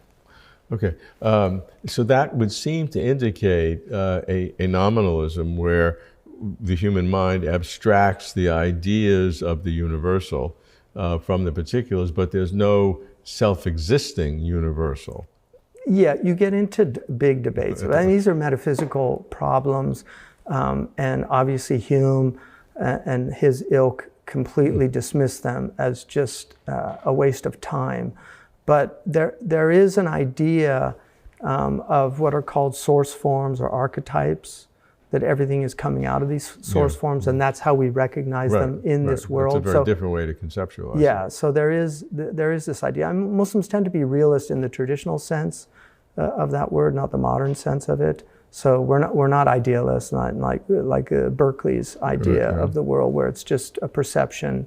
In the mind of God, no, it's real. No, there are real things, but then there are also things that have an extra mental existence, well, that's different than if we have the ability to abstract something, that's something we're creating as opposed to like something... numbers. Do numbers exist? Yeah, exactly. Right. So numbers are pure abstractions. Right. I mean, there's no number in the world. It's the mind that gives the world number. Right. Avicenna has a whole section about that. Right. But is that something that we're inferring by language, and therefore it's kind of a fictionalism to have a universal, or is there some fundamental universal, perhaps that God created, or some relationship with God that we're then able to perceive? Yeah, and I think these are the debates that the metaphysicians have, and it's not a dogmatic view in the Islamic tradition, so there's no fixed dogmatism on that. How about the relationship between God and time, which to me is one of the deep probes of both time and God? And the question is God, clearly God has no beginning and no end, but that can be understood in two different ways. One is that time is real and God is in time, but God never had a beginning and never had an end, and then will never have an end. So it's an everlasting situation. Right. Or is God not in time? That time is something that God created and therefore is not in time, and has some sort of a changeless time out of not in existence, and is eternal in the sense of having no participation in time. There's no difference in terms of God always being there, but a very deep difference in terms of the nature of God and how we relate to God. Sure. So I think that in the Islamic tradition, God is creator of time, that God, if I think Muslims would adhere to the Aristotelian idea that time is the measurement of motion. And so God has no motion. There's no space that God moves in. God is infinite. Yeah. And the Prophet Muhammad, peace be upon him, said, do not reflect on the infinity of God, but rather reflect on God's attributes. Because like Cantor, who worked on actual infinities, you can go mad thinking about infinity. So he actually prohibited us from doing that. But we believe that God is infinite, which means that there couldn't be any time for an infinite being. I mean, the fact that we can understand the concept of infinity is quite stunning, that God's given us the capacity to understand something that has no limit. But we don't accept actual infinity like some of the modern mathematicians, which would create logical inconsistencies, like the part being greater than the whole. So we believe that God is the creator of time, that God cannot be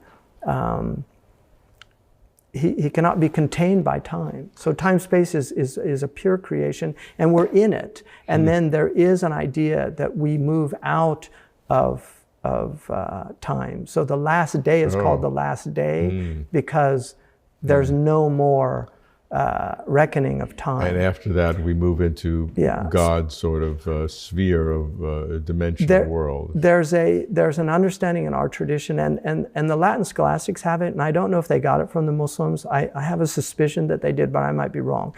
And that's in the Latin tradition, they call it the nunc stans, the idea of the eternal now. In our tradition, it's called ad-daim, al-an ad-daim, which means exactly the same thing, the eternal now. So God said, do not curse time, because I am time. In my hand is the night and the day.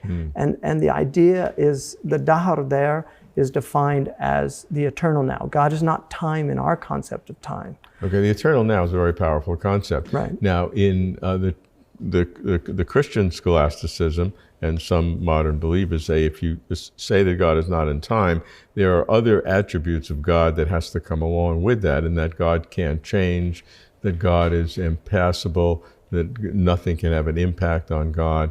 which seems to undermine intercessionary prayer. I mean, they get into a lot of complexities of God is out of time. Right. Well, we believe that God is, we're not process theologians. Yeah, God is God. And in the end of the day, that's why we put our head on the ground. There's a kind of submission at a certain point of the intellect, just to say that this is beyond my pay grade, but it's not beyond my pray grade. Oh, okay, that's nice phrase. Yeah. But then the intercessionary prayer, can God listen in time? And Ibn Ata'illah, one of the great Egyptians, said that prayer was solely for a display of utter submission before God, but the Quran and the Hadith indicate that God does answer prayers. So that's the normative position, that God will answer prayers. But obviously, the knowledge of God is absolute. It's not that there's this idea of aforeknowledge of God is already presupposing time. Yeah. So if God is just eternal, and God's knowledge is absolute, there's no past or present. Mm-hmm. There's just pure knowledge. Mm-hmm. And so God can answer the prayers. Yeah, it's not a problem for me. So what's the Islamic view of the world to come? What will happen to the world itself, and obviously ourselves as individuals in it? So the world, this world is called dunya in the Quran, and dunya means the lowest. Oh. So we're literally, it's all up from here. Yeah. So the dunya is the lowest, and there's the dunya is also a kind of illusory world. So it's more the world of King Lear's kind of the court comings and goings, you know. So it's the life of this world. And then there's the alam, which is the world that is the epiphany of God's attributes, where God's revealing God's attributes to the world. And that's a positive thing. So there's a negative and a positive to this world. There's also a corresponding negative and positive to the next world. Oh, and it's also, and how does that work? So there's heaven and hell. Okay. Yeah. And so heaven is an abode of complete peace, and hell is an abode of distance from God. And that's the real essence of hell, is to be distant from God. And these are the choices that humans make according to the Quran. People in our tradition, faith is from volition. Faith is actually an act of the will. The Quran says, "Oh, you who believe, believe." So it's an imperative. And the source of the execution of an imperative verb is the human will. So we will ourselves to believe, the will to believe, that we have to believe in God. And that becomes a choice. And that choice will determine one's afterlife. So if one chose correctly, then the afterlife is in a blessed abode. Paradise is a place that is seen. It's a place under which rivers flow. There are rivers of milk and honey. But again, these are all approximations. Ibn Abbas, the great commentator on the Quran, who was a companion of the Prophet, peace be upon him, Ibn Abbas, may God have mercy on his soul, he said that all of the Quranic descriptions of the afterlife are approximations. They're just ways of us to get some glimpse of what the afterlife is. But we know that when the person enters into paradise, they repeat over and over peace. It's called the abode of peace. And so this is what everybody's seeking in the world. And that's peace. a permanent. It's permanent. That's right. That goes into eternity. Ave eternal. So the human soul is considered ave eternal. It has a beginning but no end. Okay, but is it still in time? Because no, then it's God is not time. in time. So the soul then enters into the same sphere that God is in outside of time after the judgment. It's paradise. It's pure presence. It's pure presence. It's the total experience in the present now. Yeah, and the highest is presence of God. So the highest is the beatific vision. Muslims believe in the beatific vision. Vision. Yes. So the Muslim approach is similar to the Catholic approach. Well, there's gradations of paradise, and there's gradations of hell. Just like there's gradations in this world. The Quran says the gradations of the next world are greater than the ones of this world. There are more. So, like, give me an order of magnitude. We're talking about 7, 8, or no. I think 10 trillion. Yeah, I think it's more like 10 trillion.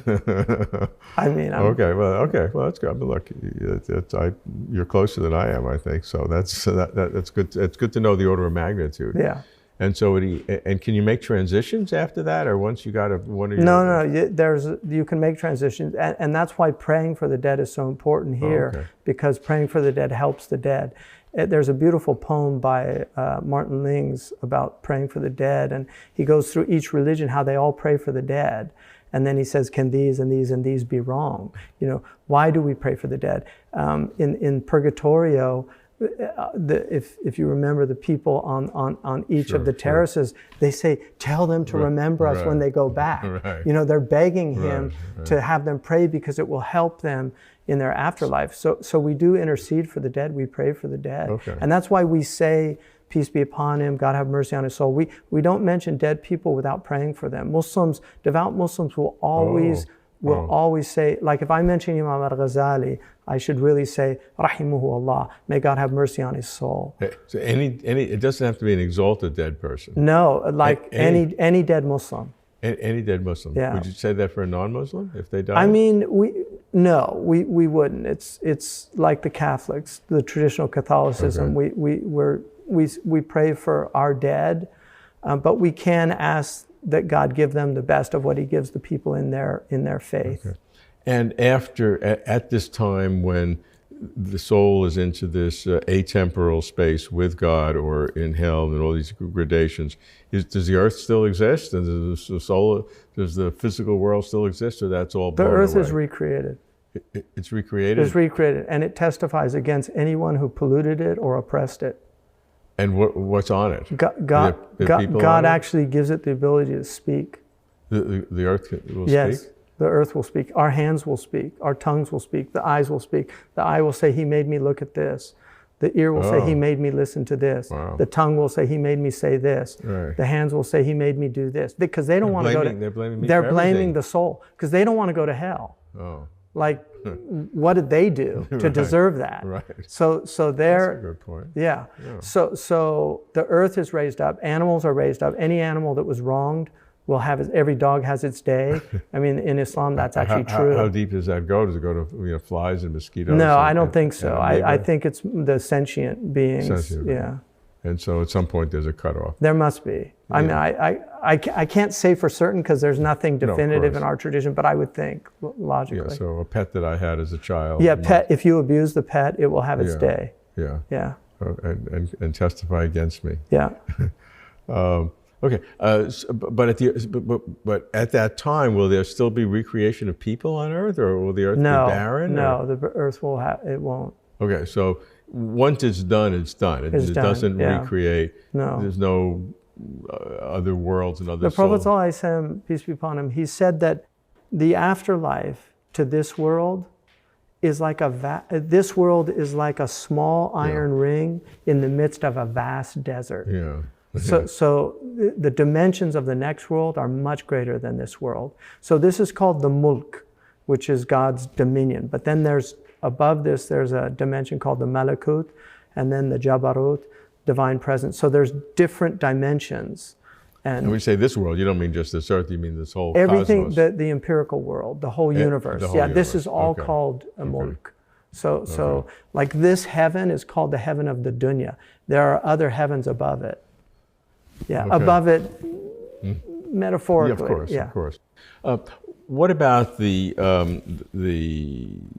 current activities on this world in terms of an end time for this world? That's very prevalent in Jewish and Christian we have philosophy. A very strong eschatological. So what are there events that will occur that will lead to the ultimate? One of the things, I mean, the Hindus, it's actually similar to the Kali Yuga, this idea of the dark age, the last age. The Prophet predicted that children would be in utter rebellion against their parents, that fornication would become prevalent, that swearing would become prevalent. He said that foul language would become consistent. He said the Arabs would vie in building tall buildings. He said the goat herders would build skyscrapers. He said that the buildings in Mecca would reach the tops of the mountains. He told us Who that. said this? The Prophet Muhammad. Oh. This is all recorded. Oh. Yeah. He said that people would sell their souls for a paltry price of the dunya. And this has always been the case, but in the end, it's exacerbated by the numbers of people that do these things. He said religion would be on the wane and atheism would be on the wax. In fact, he said that the end of time won't come until there won't be anybody that says Allah, Allah, God, God on the earth. So in this world, the atheists will eventually be the dominant group. And what are some other signs, like the Mahdi? He said that the time would be speeded up. He said a year would be like a month would be like a week would be like a day, and a day would be like an hour. He said blessing would be taken out of people's lives. He said that obesity would become prevalent. Obesity? Obesity, he said that. He said that also that hemorrhoids would become prevalent. Yeah. Okay. He said people wouldn't move. He said that people would bring their spouse close and distance their parents. He said that people would say rumors and they would immediately reach the ends of the earth. It's actual hadith. Wow. Yeah, he said they would say rumors and it would be, and he said that people would believe liars more than they would believe truthful people. He said trustworthy people would be deemed treacherous. Treacherous people would be deemed trustworthy. And then he said, and then he called a group the Rawaybidah in Arabic. He said, and the Rawaybidah would manifest. And they asked him, who are, they didn't know that word. And he said, insignificant people that would talk about global events. Just, and then he said people would make money from talking. Does anybody set dates? Is there any tradition? You know, it's well known in religious tradition that it's always unwise to set a date. Yeah, right. So but people still do it. They do it, yeah. The famous one back in the 18th century, which was called the Great Disappointment. Yeah, right. Yeah. So basically the Prophet said that the signs will come near. So he said that there were lesser signs and then there were the great signs. So the great signs will be, he talked about sinkholes, that there would be many sinkholes in the world. He said that earthquakes would become prevalent. He said that, and then eventually he said that there would be smoke that covered the people's cities that would become like a torture, like an adab. And he said that the Antichrist would come. So the Muslims believe in an antichristic phenomenon called the Masih ad-Dajjal, which literally means the imposter Christ. And he's a world leader who comes at the end. The Prophet said that he will travel like a wind that leaves behind a cloud trail. So, and he said he'll visit every city in the world in 40 days. It's quite stunning. He said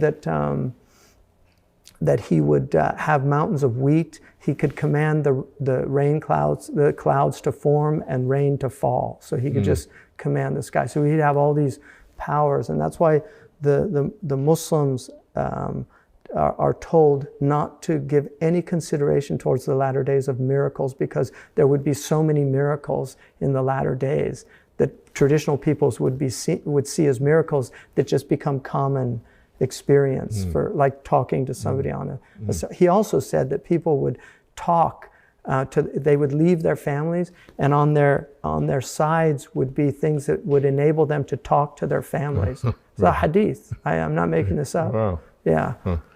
And that's very similar to the Christian tradition, the Book of Revelation. And the Book of Revelations is his hadiths are very specific. The Book of Revelations is open to a lot of interpretation. Yeah, but I mean, yeah, St. John of Damascus was, sorry, not St. John, St. John of the Book of Revelations definitely had some extraordinary vision and saw things. But there's a lot of interpretations in Christianity of what that means. But you're saying the specificity in the Muslim tradition is much greater. I've never seen, and I've had an interest in the signs of the end of time. I've never seen a tradition that has the remarkable number and the incredible detail that is given in the signs of the end of time. So if you were to tell me a secret that I promise not to tell anybody, do you have your own sense of when that might occur, or what generation, or how long? In our tradition, there's 3 last days. The first one is your own personal death. Yeah, that's easy. Yeah, and so you should always be ready for the end of time, because the end of time's coming. There's a great song called Hello God, Goodbye World, Hello God. Yeah, you know, that's always coming. That I'm with you on. Yeah, and the second one is the death of a generation. The Prophet Muhammad, peace be upon him, said that in 100 years there won't be a living soul on the earth. Yeah. And so a death of a generation is like the World War II Holocaust generation. You know, they're going to be gone, and we'll have their testimonies recorded, but they're gone. They won't be able to come out and tell us their firsthand experience.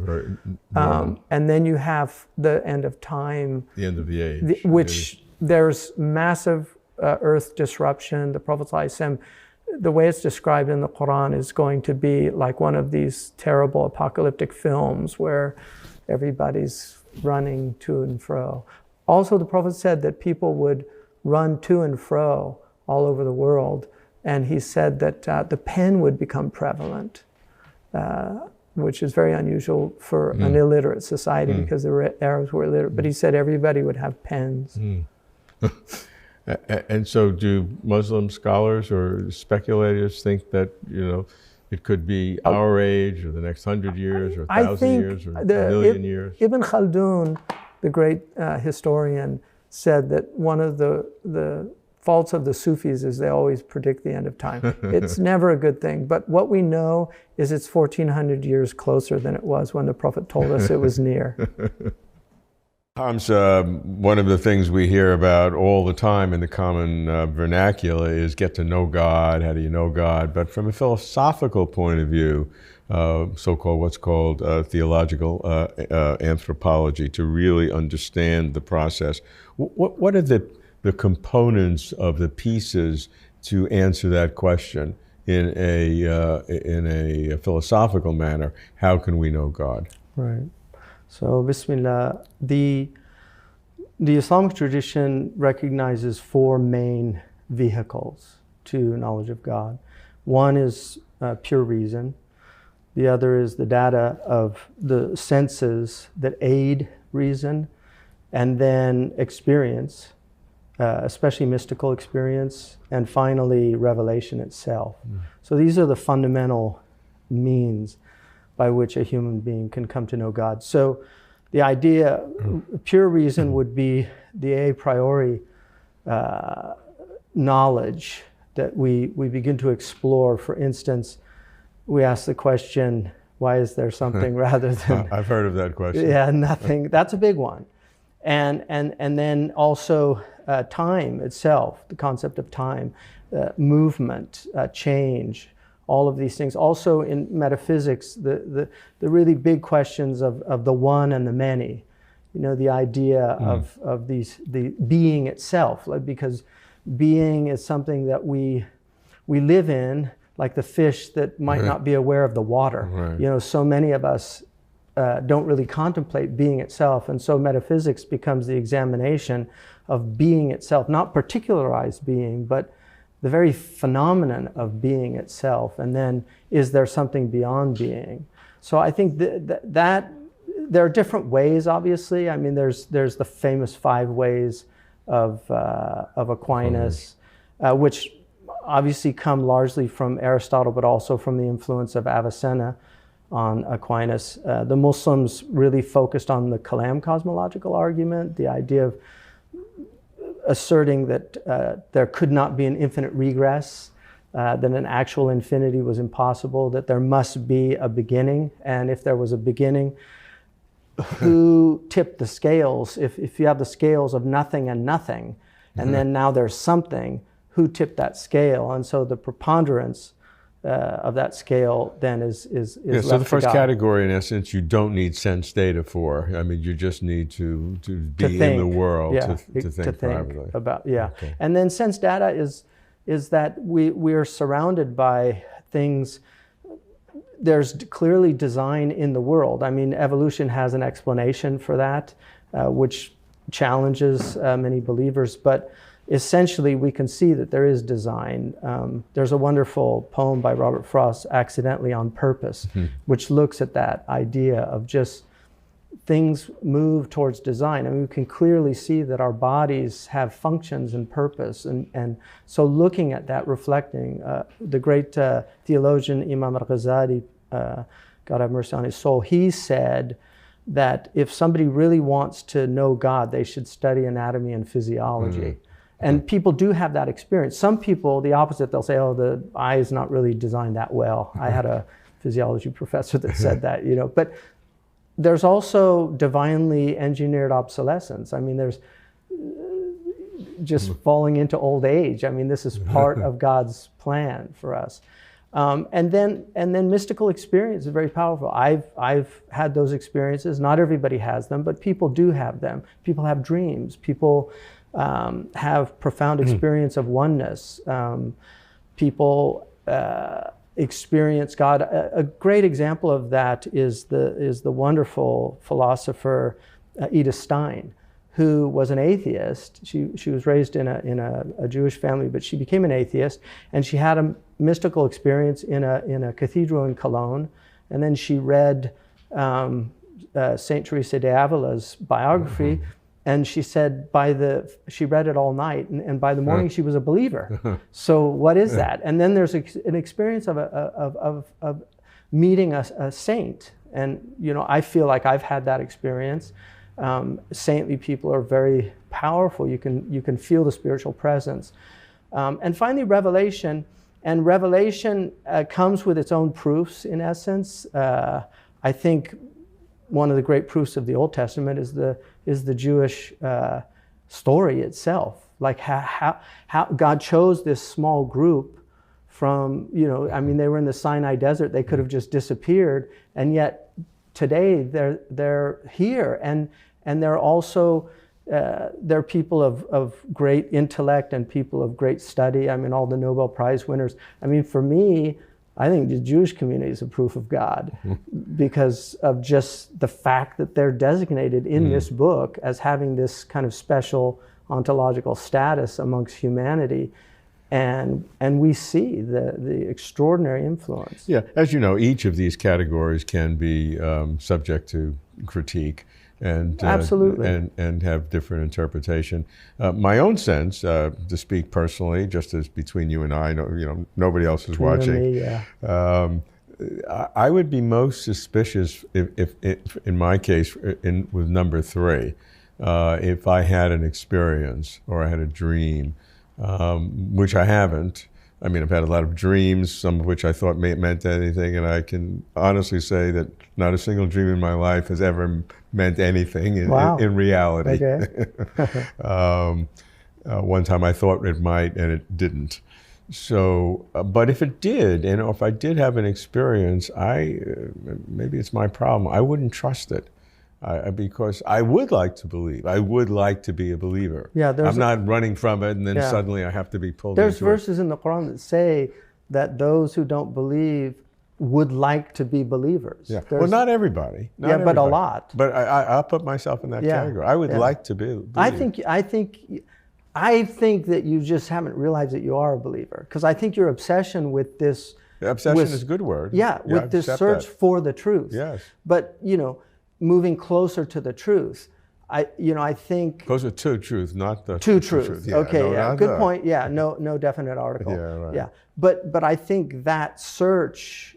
One of the things that Imam al-Ghazali says, that if a man is sincerely seeking the truth and doesn't achieve it before his death, yes. that is actually a serious consideration. Oh, good. Yeah, good. yeah. So I have a chance. So I think so. Okay. Yeah, Well, I hope so. If not, I hope you'll help me. No, I hope so.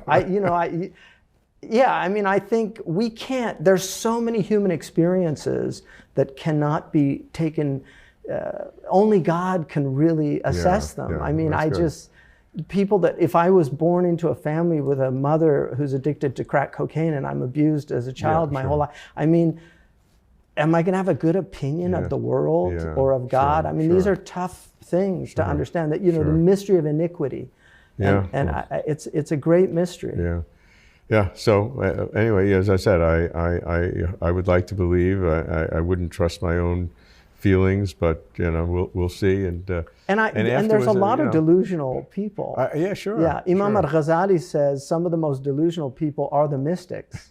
Like, so he actually says that. Yeah, that's good. That's good. So, you know, all four reasons are good. The caution is good, and the extra caution about, you know, self-delusion, and maybe I'm super sensitive to that because of my desire. Well, I think fallibilism is extremely important for a believer. I think it's absolutely essential that we have a fallibilist perspective, that I think I'm right, but I could be wrong.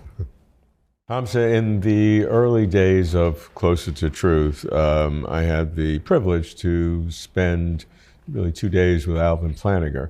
And one of his questions that he had posed, which I saw in his work, was, does God have a nature, like a human nature? Or does God have its own nature? And I was just startled by that idea that God could have a nature, or it's something we should explore. And I enjoyed talking to Al and a few others. But I'd love to get an Islamic perspective on that question. I mean, the word, Bismillah, the word in English comes obviously from a Latin term, natura.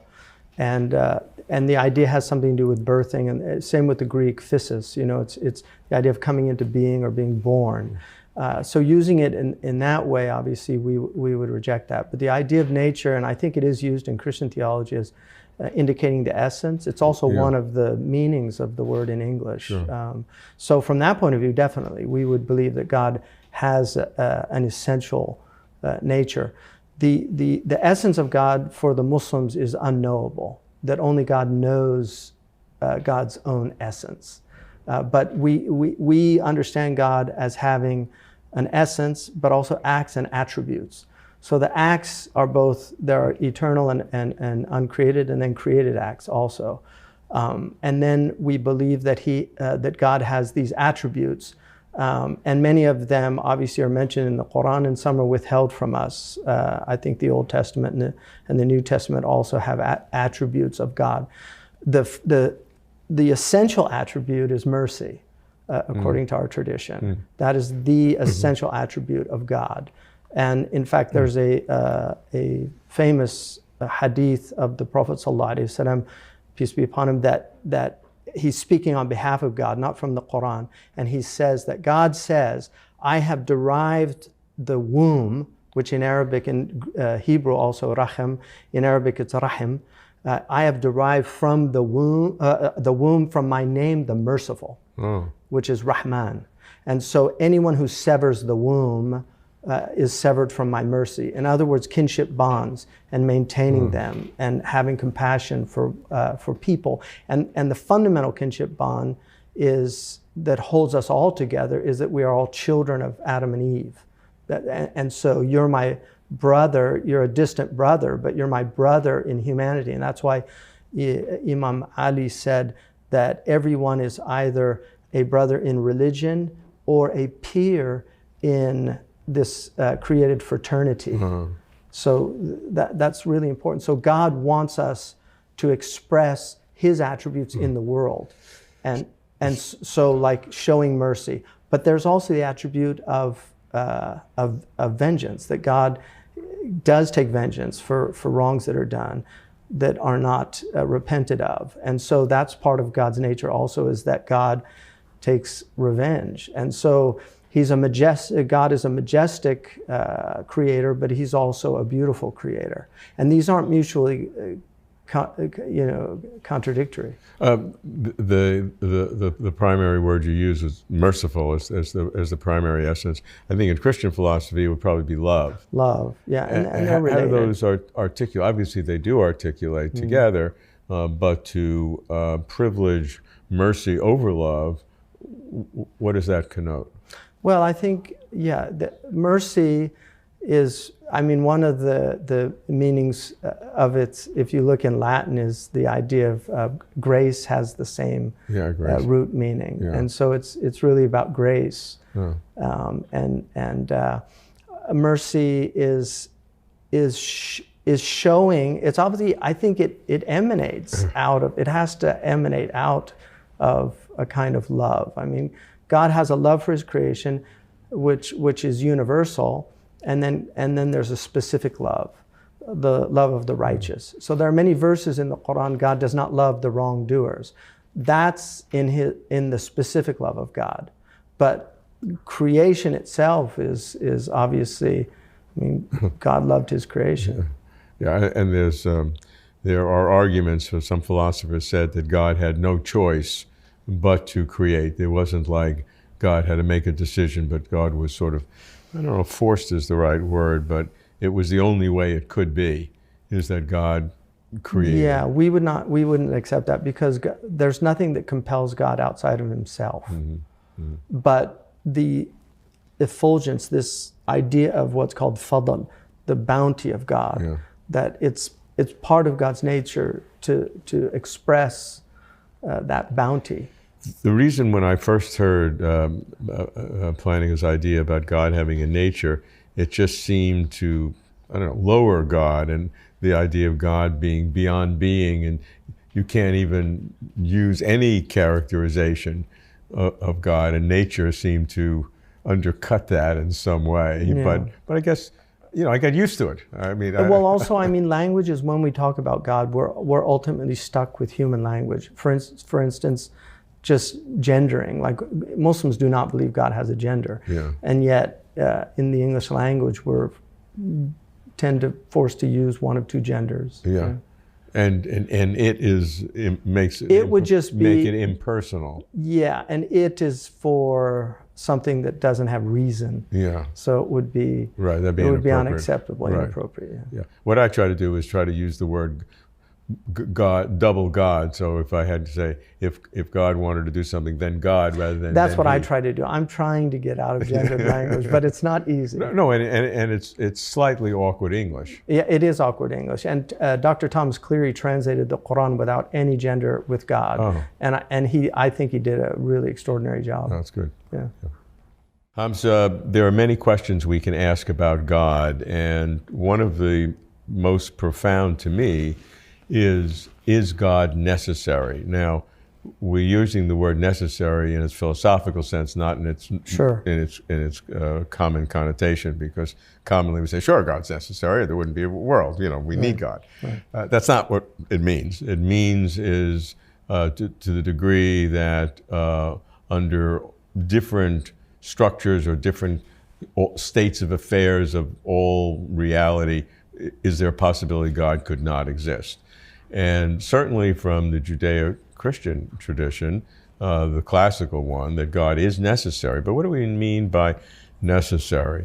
Because I can conceive of the universe coming into being, or being existing without coming into being, without a God. So sure. I don't see how God is logically necessary the way a married bachelor is impossible. So it is necessary that a married bachelor does not exist. That's necessary because it's a direct contradiction in terms of definition. But I can conceive of a world where God is not needed. So God does not seem to be logically necessary. What's the Islamic tradition on the necessity of God? Well, Bismillah, I think that first of all, the idea of the necessity of God comes from a Muslim philosopher, which was Avicenna. Mm-hmm. And his argument was the argument from contingency, this idea that if you have a contingent world, meaning a possible world, because we could have many, many possible worlds. Sure. We could have a world where we were simply blobs that lived in glass bottles and were always existent. We can conceive of amazing things. Or everything in the entire history of the world is exactly the same, except that when I put my finger here versus I put my finger here, that's two different worlds. Right. Everything else is exactly the same. And so there's literally infinity of infinities of kinds of contingent worlds. Exactly. So that's for sure. And so here we are in this contingent world, Right. and the idea is that the principle there then of sufficient reason asks for an explanation that makes some kind of sense to a contingent world.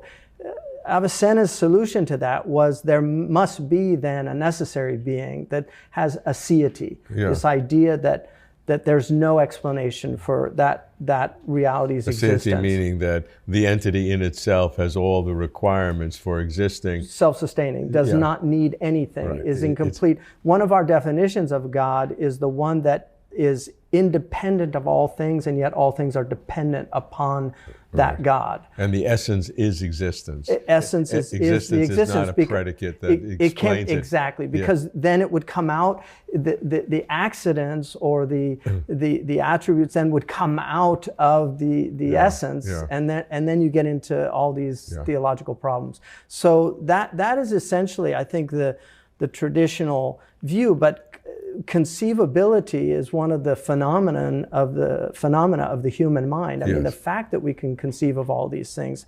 Now, the question is, again, it begs the question, your question, of the definition, because we can talk about God. Einstein had a vision of God, but it certainly isn't the God of the theologians. Spinoza, many people have had. So if we're talking about the God of Revelation, if we're talking about the God of Abraham, that is a personal God. That's a God that's actively engaged with the creation. And so that, I think, a lot of people will debate about. But I think most people, our belief is that there is a kind of principial nature. In the Quran, it's called fitrah, that people, let me give you an example. Fakhruddin al-Razi, the great theologian, Persian theologian, he said that causality is a fundamental aspect of the mind. And he said you can take an infant and you can hide and throw something in front of the infant. The infant will not assume it popped into existence. It will literally walk around to find the source. And he says causation is a fundamental desire of the human being. And so that is essentially what metaphysics is. It's trying to get to the first cause. Like, where did this all begin? So Aristotle has, his argument from motion, but that's a philosophical God. That's not the God of revelation. That's not the God of creation ex nihilo. That's the God that is the first mover who's connected with creation as a cause and effect connection that can't be parted. And so the universe exists forever alongside God. So Avicenna, there's debates about in the Muslim tradition, but Imam al-Ghazali completely rejected that idea. And so Muslims believe in creation ex nihilo. So the ground of being, where does that come from? And what's sustaining this? There's a verse in the Quran that says God is witnessing all things. So that witnessing is sustaining existence. And there's a verse in the Quran that's the most famous verse, which is called the throne verse, that says, God, there's no God but God, the living, the sustainer. And then it says, neither sleep nor slumber takes God. And in the commentaries, they say, if that was true, the whole existence would disappear. I mean, one of the most fundamental things about the world is that we assume it's continuity. Like, we get up in the morning, I planned to come here to talk to you last night. I didn't, but really, if we believe it just popped into existence randomly, so we have to conceive that it could just pop out of existence. I mean, the alternative is that it always was. Bertrand Russell in his famous debate with Copleston. Copleston eloquently put forth the arguments you and I probably agree with, and in a much better way than I could ever do. Brilliant man. And Russell got up and said, the universe just is, and that's all, and sat down. That's to me, that's a very glib answer. First of all, that was probably during the time Fred Hoyle's steady state theory Yeah. was still Yeah. very much active. That's no longer true. I mean, and then you have, okay, so we had the Big Bang, and then it's the big crunch, and then it starts Yeah, I again. mean, But then you have an actual infinity. I mean, in the end, I really believe we're just making choices. And I choose, to me, you cannot convince me that there's not an intelligence behind this. yeah. I just can't believe it. Yeah, and we're not debating that at this point. What we're debating is the source behind that, which, given this conversation, I'll give you as God. What is the necessity of that God? Is it this absolute logical necessity? As they say, in every possible world that we can conceive of, there's no way we can conceive of a world without God, which would make it logically impossible. And I can conceive of a world without God. Yeah, exactly. It's because you have the ability to conceive all possible things in your all contingent things. But I would say that this creation is always going to compel us to ask that question. Okay. And I believe that the prophets, I mean, one of the most interesting things about the prophets is they don't contradict one another. They really do say the same, especially the Abrahamic prophets continually say, there's a God, he's going to judge you, and you better behave. Right. And I mean, every PhD disagrees with the previous guy, his mentor. Aristotle disagrees with Plato. Philosophers are always disagreeing with their mentors. But these prophets are very consistent, and they told us the universe had a beginning. Nobody believed that at the time. They just thought it was always here. Now we actually do believe that it had a beginning. And they told us it has an end. I mean, I think that's a very compelling argument. But one of the things about God is he has left it. He has not given us a criminal type of evidence. It's not beyond a reasonable doubt. He has made it clear and compelling evidence. And I think for the principle of sufficient reason, the most clear and compelling argument is that there is a God behind creation. And if that's the case, I would give you just three categories. I'm sure there are many others. That God's existence, God's own existence and God's own self can be at the most extreme logically forced, and there's no other logical aspect. It can be some kind of metaphysical, which is not quite at the level of logic, or it could be just factual, which is a nice way of saying brute fact. You know, it just is. Not that we don't know. It's not an epistemological question. It's an ontological fact that God just is, and there is no metaphysical or logical reason for it. It's just a brute fact. It's the ultimate brute fact. I mean, those are three possibilities. Most philosophers who are believers that I've met, and again, in the Christian tradition, desperately want it to be a higher level of necessity. So they want it to be logical and don't like it to be a brute fact, factual necessity, even though it's still a necessity, even though there's still God. I don't know, because I want it to be right. I don't want it to just be making God more than God really is. Yeah, that's a very interesting point, because ultimately God is more than anything that we can conceive of God being. I think that's the answer we have to accept. Yeah. Again, we Muslims put our head on the ground. There's just a submission. Hamza, the question of whether God exists has always haunted me, and it's something that's very personal. And one of the ways that I get at that question is not to go through all the proofs or disproofs. I mean, that gets pretty boring after a time. You go it over again. But rather to assume God exists and then ask, what are the kinds of traits that God would have? And then look at those traits, and are they coherent? Do they make sense? Is that possible? And that can reflect on whether God exists.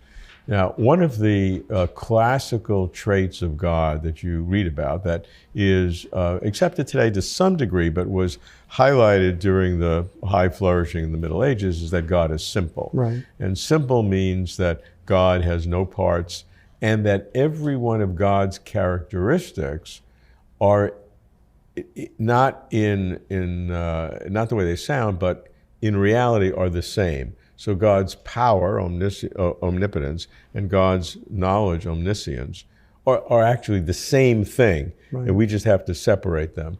Because does that make coherent sense, that God is simple, that everything about God is really the same thing, that we have to disaggregate in our mind because we can't understand it, but in ultimate reality they are the same. Right. So, Bismillah, I think one of the most difficult things is this area, talking about the attributes of God and the essence of God.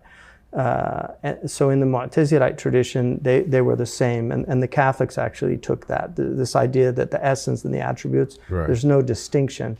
The mainstream Orthodox Muslims did make a distinction between the essence and the attributes, but not in any way that would infer composition. And so it becomes very, very, they actually call it daqiq al-kalam, which means the very subtle theology that becomes difficult to articulate well because of the dangers of misunderstanding in it. So when we say simple, obviously, God cannot be a composite.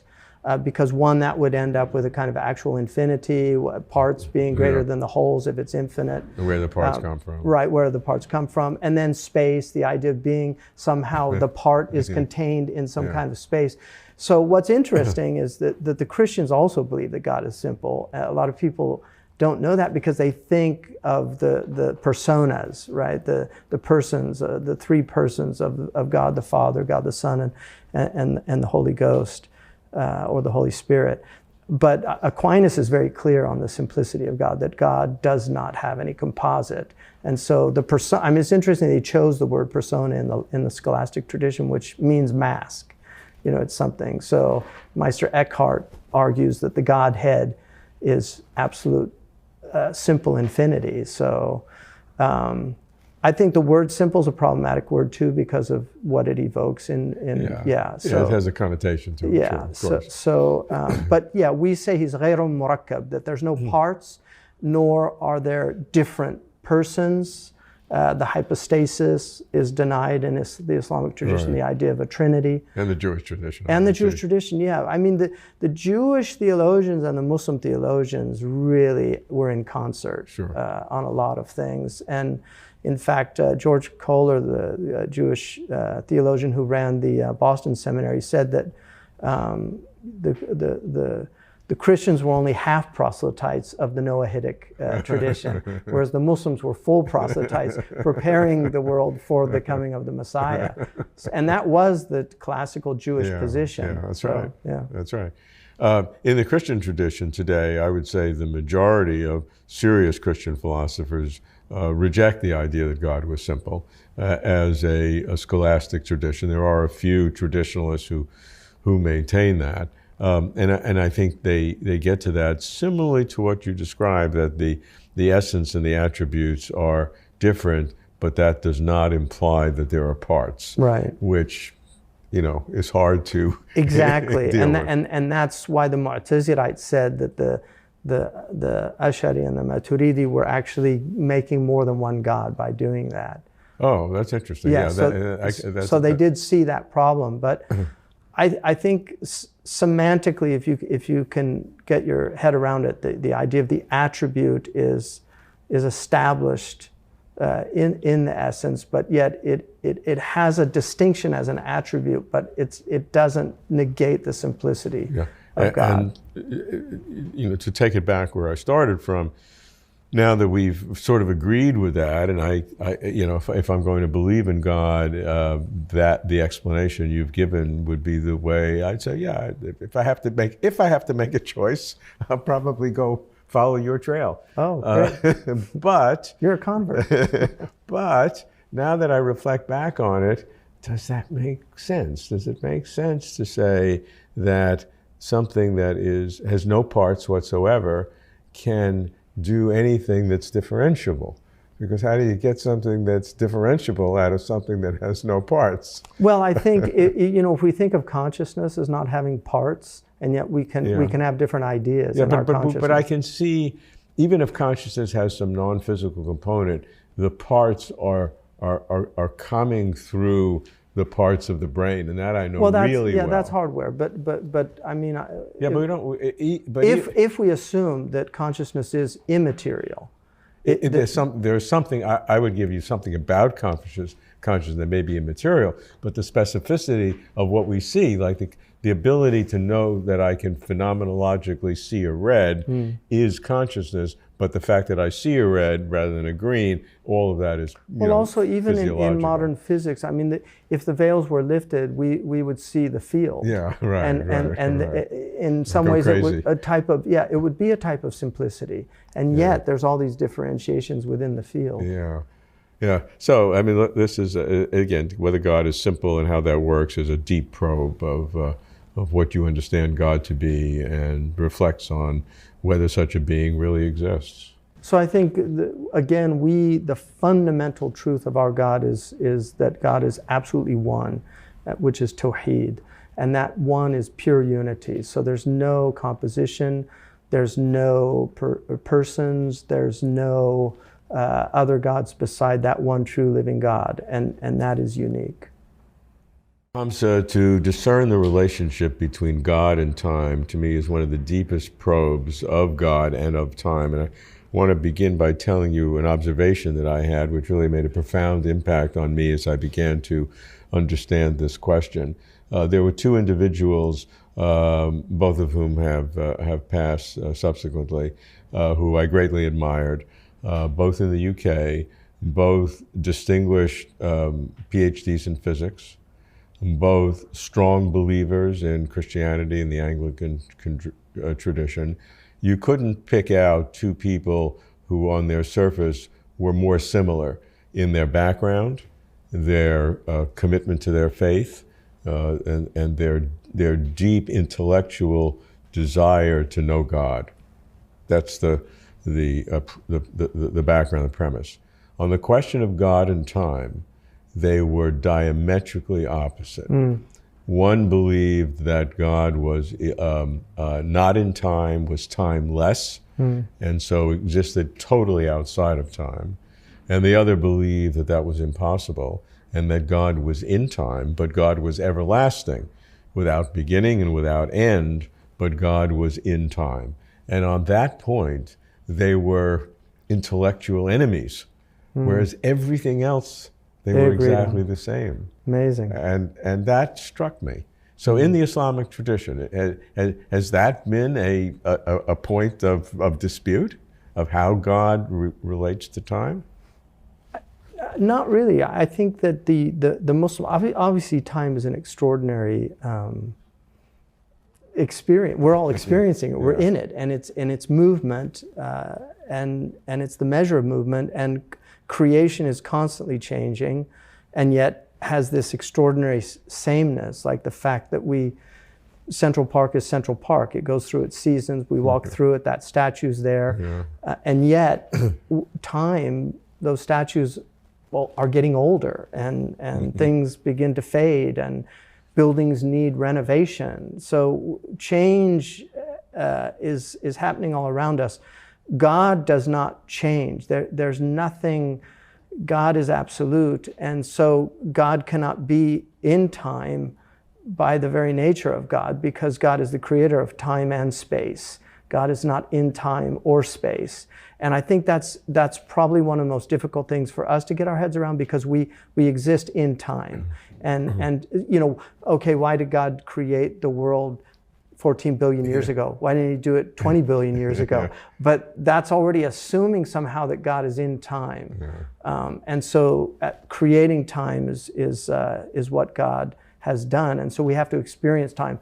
Now, there is a very interesting tradition from our Prophet, peace be upon him, where he said that God says, do not curse time. And there are many words for time, by the way, in Arabic. But he said, do not curse time. And he used the word dahar. Dahar, according to Imam al-Jurjani, means all of time in one instant. It's what we would call, he says it's eternity as an instant. It's eternal presence. And so the traditional commentary, though, is that because the Hadith says, in my hand is the night and the day, the metaphorical hand of God. In my hand is the night and day, meaning that time is God has created it, and so we shouldn't curse it because it's from God. That's one interpretation. The other is the idea that God is eternally present and infinite, and that nunc stans, that eternal now. The Old Testament verse that articulates with that is that to God 1,000 years is as a day, and a day is as is 1,000 years. The Quran quotes that, and also 50,000 years to indicate that it's relative. The 1,000 years is, you could have picked any number you like. Exactly. So with God, it's all. Yeah. Now, I mean that has a coherence to it, absolutely coherent, and we now believe that time. There's a relativity. Was created, and time is related to the beginning of the universe. You can't ask what was before that. It's like asking what was before what is the north of the North Pole. It's just a illogical question when time. You can't ask what was before time. Well, we also have a very interesting concept. Sorry, you were. Yeah, no. It's just that we go along those lines, but it's not sufficient. So I can understand and I respect greatly those philosophers, scientists who are believers who believe that God is in time. To pick names, John Polkinghorne was one of the physicists I was referring to, Richard Swinburne.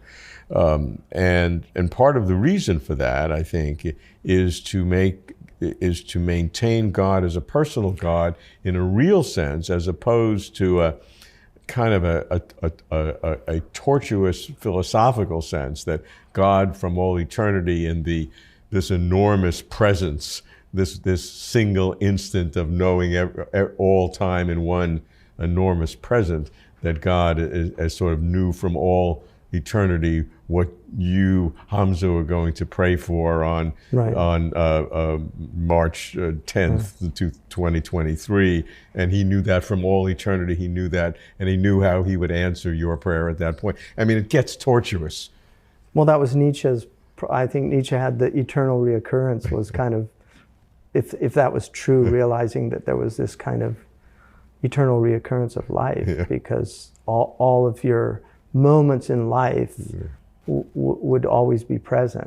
Very, very interesting. So I think people tend to overthink things, and I I just feel like I'll shut down at that point, because our Prophet said, don't reflect on eternity, because the intellect can't take it, and there are mysteries in religion that are impenetrable, and that's where submission comes into it. This idea of just submission. Like I feel that my life has shown me enough evidence, especially providential evidence, of a caring, loving God. That's been my experience. And it's not that I haven't had really difficult times, and I haven't suffered, and I haven't had childhood trauma and things that have happened to me that are very disturbing and disrupting. But overall, I feel there is a providence in the world working that's very powerful, and I think also that time.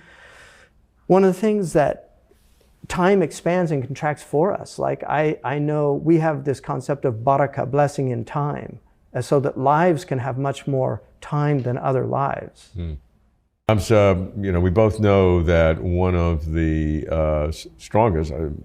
the strongest proof that atheists use against God is the problem of evil. Right? It's so obvious.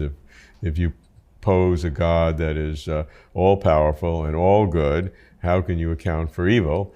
And if you have evil, to flip the argument around, God cannot be both all good and all powerful. So take your choice. God is less powerful than you think. That would be coherent. Or is less good than you think. And that would be coherent. But to bring them together, all powerful and all good, is incoherent. Yeah, I don't agree with that for a number of reasons. One, the assumption that there's evil in the world is one of the moral arguments for the existence of God, because where do we even get the concept of evil? If it's all just pure randomness, I mean, animals kill other animals all the time. Is that evil? Is it evil that the lion preys on the deer? Is that evil? I mean, we could look at it as evil. There's a lot of pet lovers that I had a coyote recently kill my cat. That coyote was evil as far as I'm concerned because I really like the cat. But God is the creator of it's all God's dominion. And therefore, whatever God does with his dominion, if I take this coat and you see me burn the coat, you can say, and this is the brutal answer to this question. I like brutal answers. Yeah. So if I burn the coat and you say, hey, that was a perfectly good coat, what are you doing? Well, I could know that the coat was actually infected with some kind of thing. You don't know why I'm burning the coat, but the point is you don't have any business telling me what to do with my property. So if the whole world is God's dominion, we have no business questioning God. Well, one of the verses in the Quran is, God will not be asked about what God does, but you will be asked about what you do. Now that's quite brutal, but on the other hand, it's not an equal relationship. It's not an equal relationship. And so for us to kind of put this valence on God, hey, that's evil what you did. You allowed Hitler to rise and kill millions of people. That's evil what you did. You allowed Putin to invade Ukraine. We can say that, but at the same time, we have moral agency. And God has given us moral agency. And so I think just as we can say, where is God? God can ask us, where were you? Like, where were you? Because as Burke said, for evil to flourish, it just takes good men to do nothing. Yeah. And so there's a lot of truth to that. I mean, we have people all over the world that just don't seem to be bothered. I mean, I walk around. Yesterday, I went just to get a blanket for a homeless person because it's really hard for me just to walk by somebody I see shivering and not do something about it. But what happens when we live in a cynical world where people just assume these things are normal? Because they're not. Something's deeply wrong. And so I think, religion, I don't think people realize the good that religion does. And then the other thing about evil, if you look at Dostoevsky, I mean, Dostoevsky gives us the best argument for the problem of evil in Ivan, about children, what did they do to deserve the horrors? Because we know there's children being trafficked right now. We know there's massive child pornography online. I mean, apparently these people in Scotland Yard, they can't even last in those units very long because it's so traumatic. Mm-hmm. The people in Philippines doing the PTSD, they get PTSD from taking things down from YouTube because there's so much traumatic material. So there's a lot of really creepy stuff and evil stuff on the planet. But at the same time, we have to understand that we have moral responsibility as human beings, and God has given us a free will to do that. And so I feel that this idea of evil, what Ivan ends up committing suicide, just going kind of mad, right? Or rather going mad. And then Ilyosha and Father Zosima are his representatives of the tradition of believing in God and acting accordingly. And in the end, it's, Hara Karamazov when he reunites all these little children. So he had great concern about the problem of evil.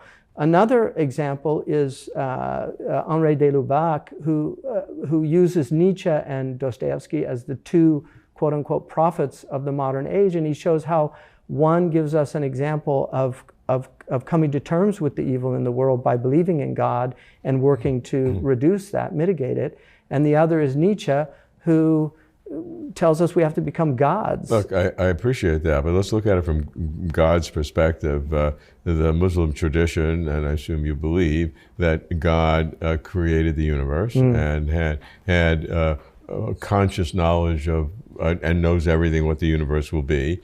So I think, therefore, in the simple syllogism, you believe that when God created the universe, God knew the extent of evil that would exist. Right. That's fair? Absolutely true. Yeah. And therefore, God was happy, quote unquote, to create a world that had all that evil. Well, I think to fulfill the purpose, because Helen Keller once said the world is filled with sorrows and travails, but don't forget it's filled with the overcoming of sorrows and travails. I think there's more people. Every mother that takes her child to the breast, every mother that gets up with that cry in the night, every man that goes out, and risks his life to save people, the fireman who goes into the building. I mean, all these things are happening all over the world. And I think it has to be 51-49. There has to be more good than evil. I don't think God would sustain a world that had more evil than good. So I'm just on the side of good, and that's where I want to reside.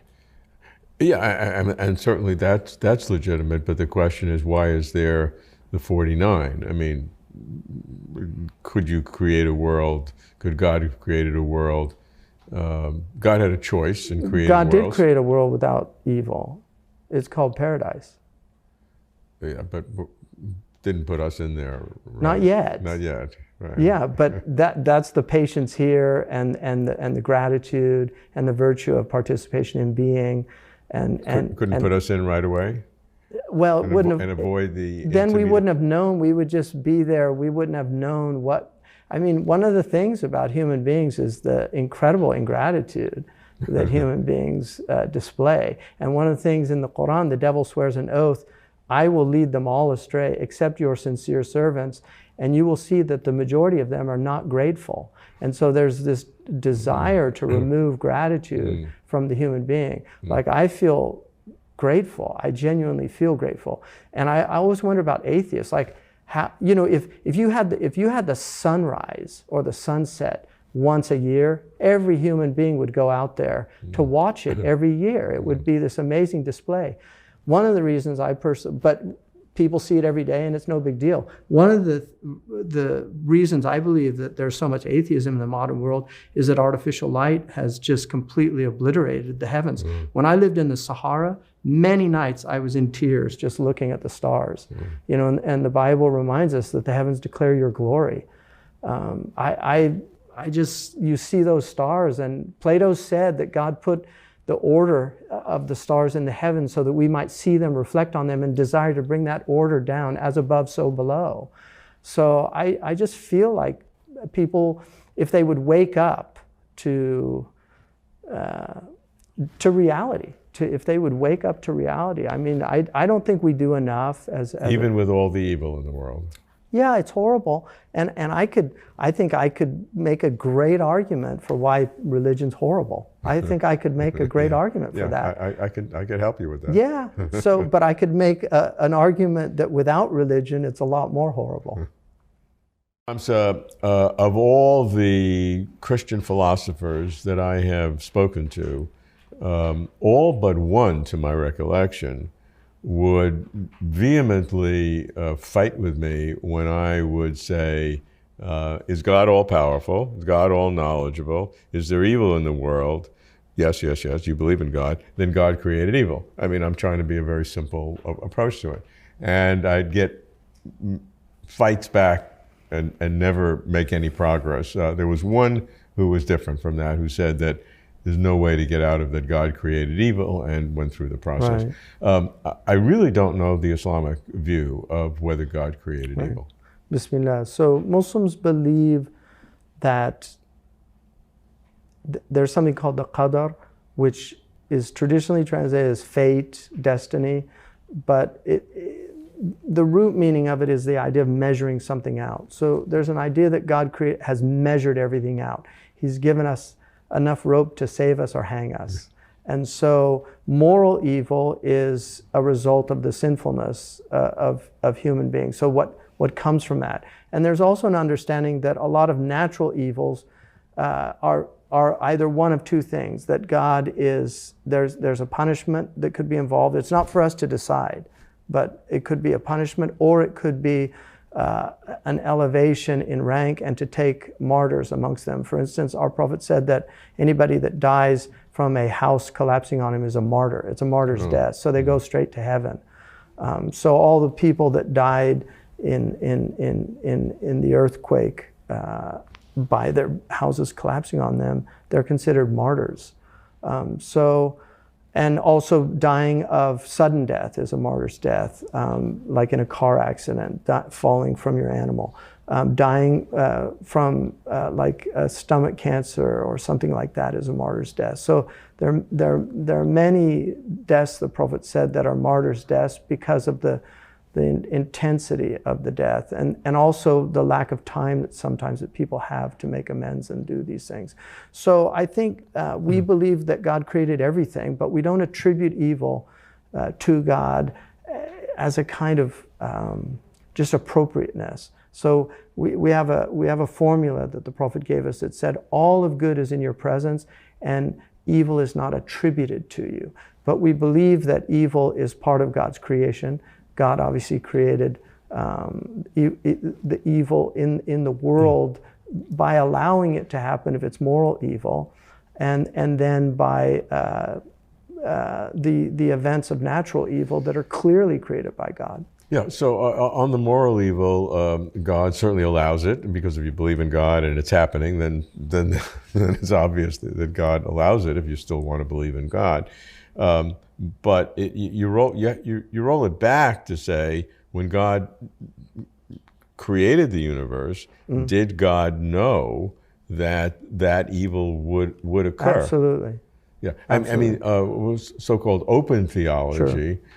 In the Christian tradition, modern today, not mainstream, but not insignificant, would say that the future is open and God is omniscient, that God knows everything that can be known, right. But the future cannot be known because it hasn't occurred yet. Right. So we're not undercutting God's omniscience, because we're saying that, like, can God lift a rock that's too heavy to logical inconsistency. Yeah, logical inconsistency. So there's no undermining of God with a logical inconsistency. So they say the future is a logical inconsistency to know.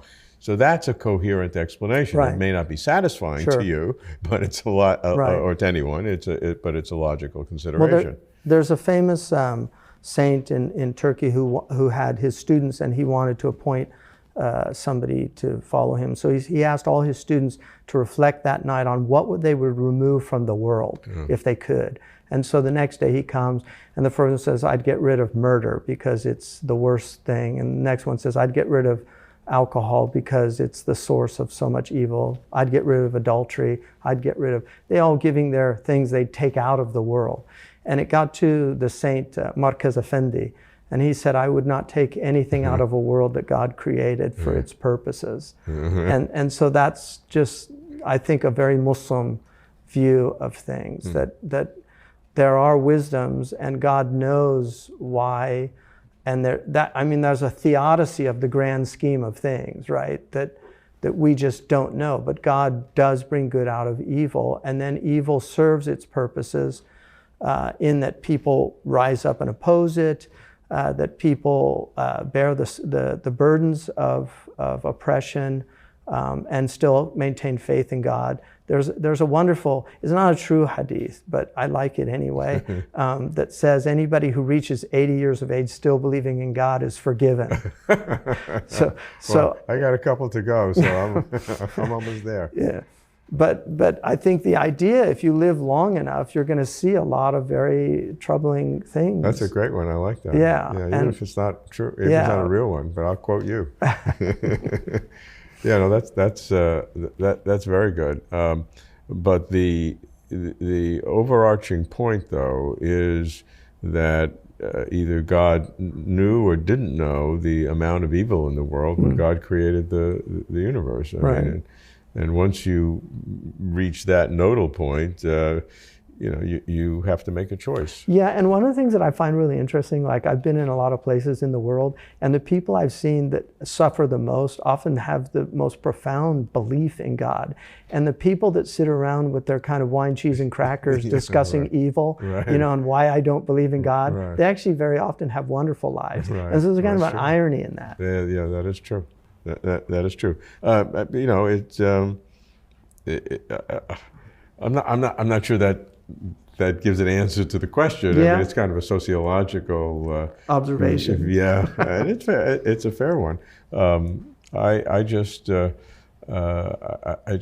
that there needs to be a coherent approach to God. I mean, if I'm going to believe in God, then we need to have a coherent approach, and to shirk from the idea that God is omnipotent and omniscient, and yet distinguish, and yet the evil is something that God has allowed in order for us to have free will, with the free will defense, the theodicy of free will. That's a classic defense in terms of we needed that. And that only deals with moral evil. It doesn't deal with natural evil. Yeah. Exactly. And it doesn't deal that effectively with moral evil. Because now we have sociologists. I mean, that's one of the things Dostoevsky points out, is that the time is coming when they'll tell us there is no crime, because the sociologists are going to say, well, the reason they did this is, so there's kind of a hard determinism that says, oh, that criminal couldn't have done anything else given the life that he was given. Yeah. So there are those arguments. And again, I personally believe there's compelling arguments on both sides, and you have to make your choice. I've chosen the side of God, and other people chose the side of either nothingness, randomness, or the side of the devil. Well, I hope I'm not in the latter category. It doesn't seem like that, but yeah, seem like a mensch. Hamza, the classic Abrahamic religions, all of them certainly believe that God intervenes in human affairs, both in our personal lives and in the flow of history and nations in one form or another. The question I always have is how does God do that? And there are radically different ways that sophisticated philosophers in the traditions who are believers explain that. What is the mechanism by which God has done that? What is the Islamic view? Well, the Islamic view, Bismillah, the Islamic view is that God is actively engaged in every instant with creation, sustaining it.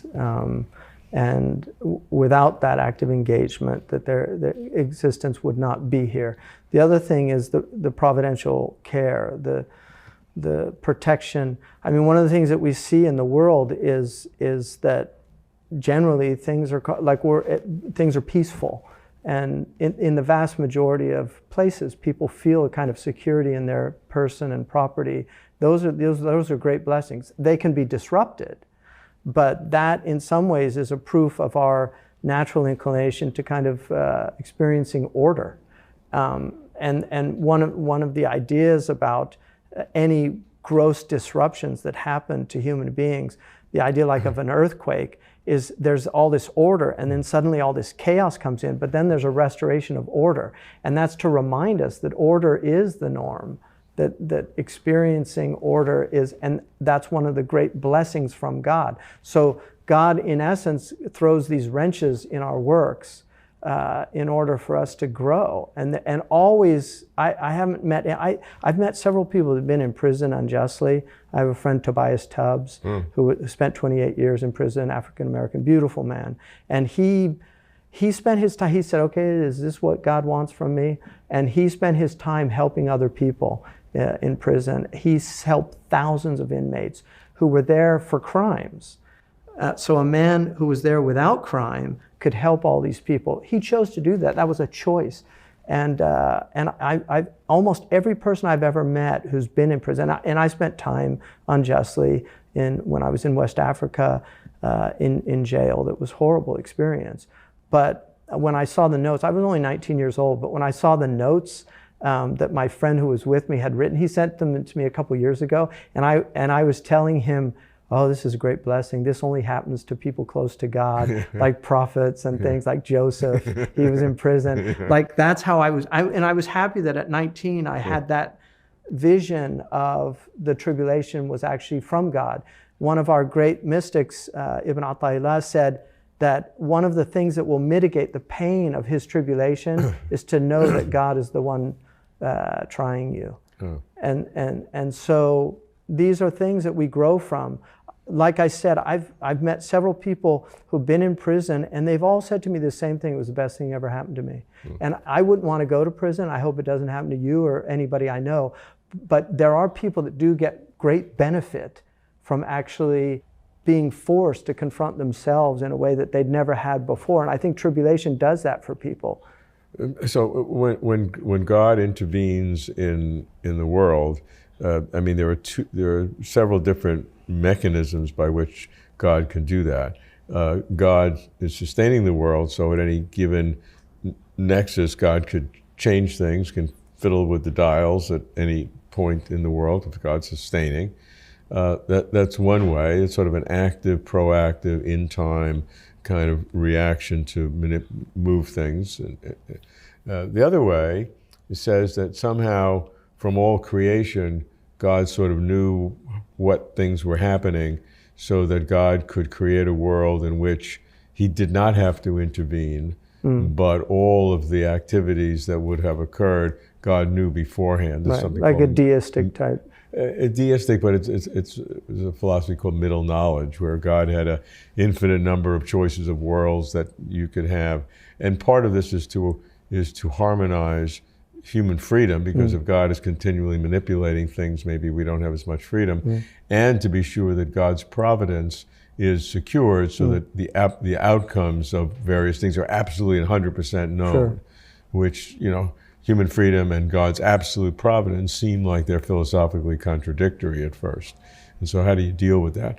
Well, so do you privilege one over the other, human freedom versus God's providence? I mean, there is a kind of soft determinism. There is an idea that things are fated and that we accept that, but at the same time we believe that we do have free will. So it's kind of holding those two in a kind of balance. And that's why whenever anything in the past has happened, we just say, mashallah, God has willed that. And that, according to the Quran, is to free your heart from the stress of, oh God, if I only if I only done that, if I'd only done that, that it eliminates that problem. That's good. Yeah, that works. That's it nice. works. Yeah. It does Whether work. it's true or not, irrelevant, it works. It works, and it's very effective. And that's why Muslims tend to be fatalists about the past, but they're not fatalists about the future. They believe that we have choices. And so, there's a trope that says, oh, Muslims are fatalists, but it's not actually true. We do believe that God has given us the ability to choose. And even if we have neuroscience that tells us, oh, before you make the choice, there's already things there's a lot of problems happening in your brain and things like that. But that would be God's foreknowledge preparing you for the choice that you are going to freely make. It doesn't, these things for believers, I mean, that's why, in essence, religion is kind of in the Popperian sense, it's non-falsifiable, because we really can come up with some kind of solution to the problem. And it drives people that are, not believers a little crazy. But I just feel again that we're going to search for the best answers, and maybe there's answers that we haven't found yet that we'll find. Maybe these great beasts of computers are going to end up telling us things that we. I doubt that. But yeah, that's I do my too. That's my own personal I do too. bias. But who knows? You know. So I mean, look, we have free will. We have God's providence, and it seems to me that if I heard you right, that you have to be a little soft on both in order to harmonize them. Right. Because some people say that's not true. Say you can keep them both hard and maintain some logical principle. But I don't see that. I like softening both of them, because then they work. Yeah, I think we're in agreement on this. Imam Ali was once asked, do we have free will, or is there just choice? And he said, lift your leg. Right leg, and he lifted his leg, and he said, now without putting it down, lift the other one. He said, I can't. He said, it's between those two. So, I mean, we didn't choose our parents, despite what New Age people say. We didn't choose, the type of health we would have. There is some level of choice in health, but generally, if you had bad genes, you didn't choose that. Yeah. Hamza, all of the Abrahamic religions, in their essence, believe in divine providence. But there's a distinction between what it means, as I've discerned it, between those who believe that providence means that God will know the total outcome of the world, maybe individual nations, and that the end result is certain and that things will be positive, the devil will be put in prison or whatever it is. And others who believe that not only that, but God knows every single event, every single movement of every single molecule and every single part of the universe, and that's what providence means. In the Islamic tradition, which are the two, something in between, how do you deal with divine providence? They're both from a Muslim perspective, they're both absolutely true. So on the one hand, the creation is moving towards a destiny, and that destiny will be fulfilled in another world. And there's a providential care in assuring that that happens. And then on the other hand, we believe that God is directly engaged in every instant with the creation, sustaining it, and according to the dominant understanding, actually recreating it in every instant. So there's a kind of occasionalist belief that many Muslims hold. So that means that God is providentially taking care. For instance, we actually believe if we took your temperature or my temperature right now, it'd probably be around 98.6 in our measurement with Fahrenheit. That's God that's doing that. And if it goes up, that's God. If it goes down, that's God. If your blood sugar, you take sugar and the insulin's released, that's God. So that's providence for us. God is in every instant taking care of us. And then when it goes wrong, it's also God. That is... Does that lead to a fatalism or on one hand or a diminishment of free will on the other? Well, that's a good question. I think there's on the one hand, it does give us a kind of acceptance of things, but on the other hand, we do believe that we do have free will in that limited area of our agency, that God has given us will, that volition, that we are volitional creatures and we have moral agency. So, and in fact, like Kierkegaard, we believe that every instant, in essence, is it's an ethical choice that's being made. Even stronger position than God knowing everything is, in essence, God causing everything, and the occasionalistic view, which comes out, I think, of the Islamic tradition. Right. Not all Muslims believe that, of course, sure. But it is a way to intensify strongly God's involvement in exactly. the world, and basically that says that in the causal process of anything going on, that God has an active role as opposed to just setting the stage and the actors, meaning the molecules, doing their thing. Right. That at every stage God is in those in the causal chain. Which is why the mystic who experiences God directly sees that reality. There's a great Egyptian scholar and mystic, Ibn Ata'illah, who said, when was God absent that God needed to be proved to exist? That for the mystic, God is never absent. Yeah. And there's a tradition where the Prophet Muhammad said, as people draw closer to God, God becomes the eye with which he sees, the ear with which he hears, the tongue with which he speaks, the hand with which he grasps, the leg with which he walks. So in other words, there's an experience of that divine reality. What's the extent of the belief in occasionalism where God is involved in the causal chain of everything that happens? Is that mainstream or not? It's mainstream. I think that would be the dominant belief. There are people that believe in secondary causation, but the vast majority of Muslims would hold, at least the scholars. I mean, a lot of common Muslims might not know, but that is right. The view of Imam al-Ghazali, of many of the great scholastics of Islam, and it became the dominant creed. The way I put it is there's the quantum and the Newtonian. Yeah. So at the Newtonian, we believe in secondary causation. That if I harm somebody, I'm responsible for the harm. God didn't cause it. Yeah. I caused it. But at that quantum level, we would say that everything is created by God. It sounds like a contradiction, though, because the quantum level sits below the Newtonian in a sense, and that's the real stuff that's going on. Well, I mean, I think they're both real. We're living. I'm not going to walk through the wall. I'm not going to jump off this building. I mean, we're living in a Newtonian world of Newtonian physics, of cause and effect. but there is a world underneath it that, I mean, they're challenging even the whole concept of cause and effect now at places like CERN, that is there really cause and effect? It's a longer conversation, Yeah.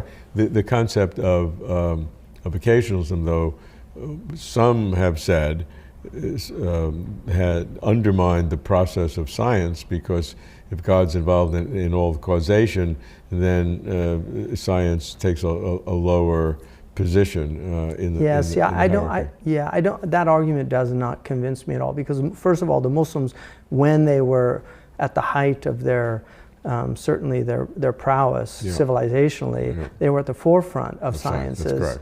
And many of them were actually occasionalists. So it didn't stop them from working with the world that God has given them. I mean, the foundational text that we believe by Imam Nasafi says that the reality of things is fixed. It's, حقائق الأشياء ثابتة, it's fixed. And the knowledge of those things is realized. So and then it talks about the way that we know those is through facts and through the five senses. So empiricism is real for the Muslims. I mean, we believe in empirical science. At the same time, you believe in occasionalism. Yeah, and I think there's a type of challenge for people to hold contradictory thoughts in their mind. Einstein, I think, said it was a sign of genius. So I think the Muslims maybe had a type of genius that people haven't really appreciated. So each of the Abrahamic religions believes in an end time, in the sense that there will be a closing of the age of human activity as we have known it for at least in written history, 4,000, 5,000, 6,000 years, and that there will be that God will have some kind of intervention. In Judaism, they're looking for the Messiah. In Christianity, it'll be the return of the Messiah. And Islam, there's a kind of a prophet who will come.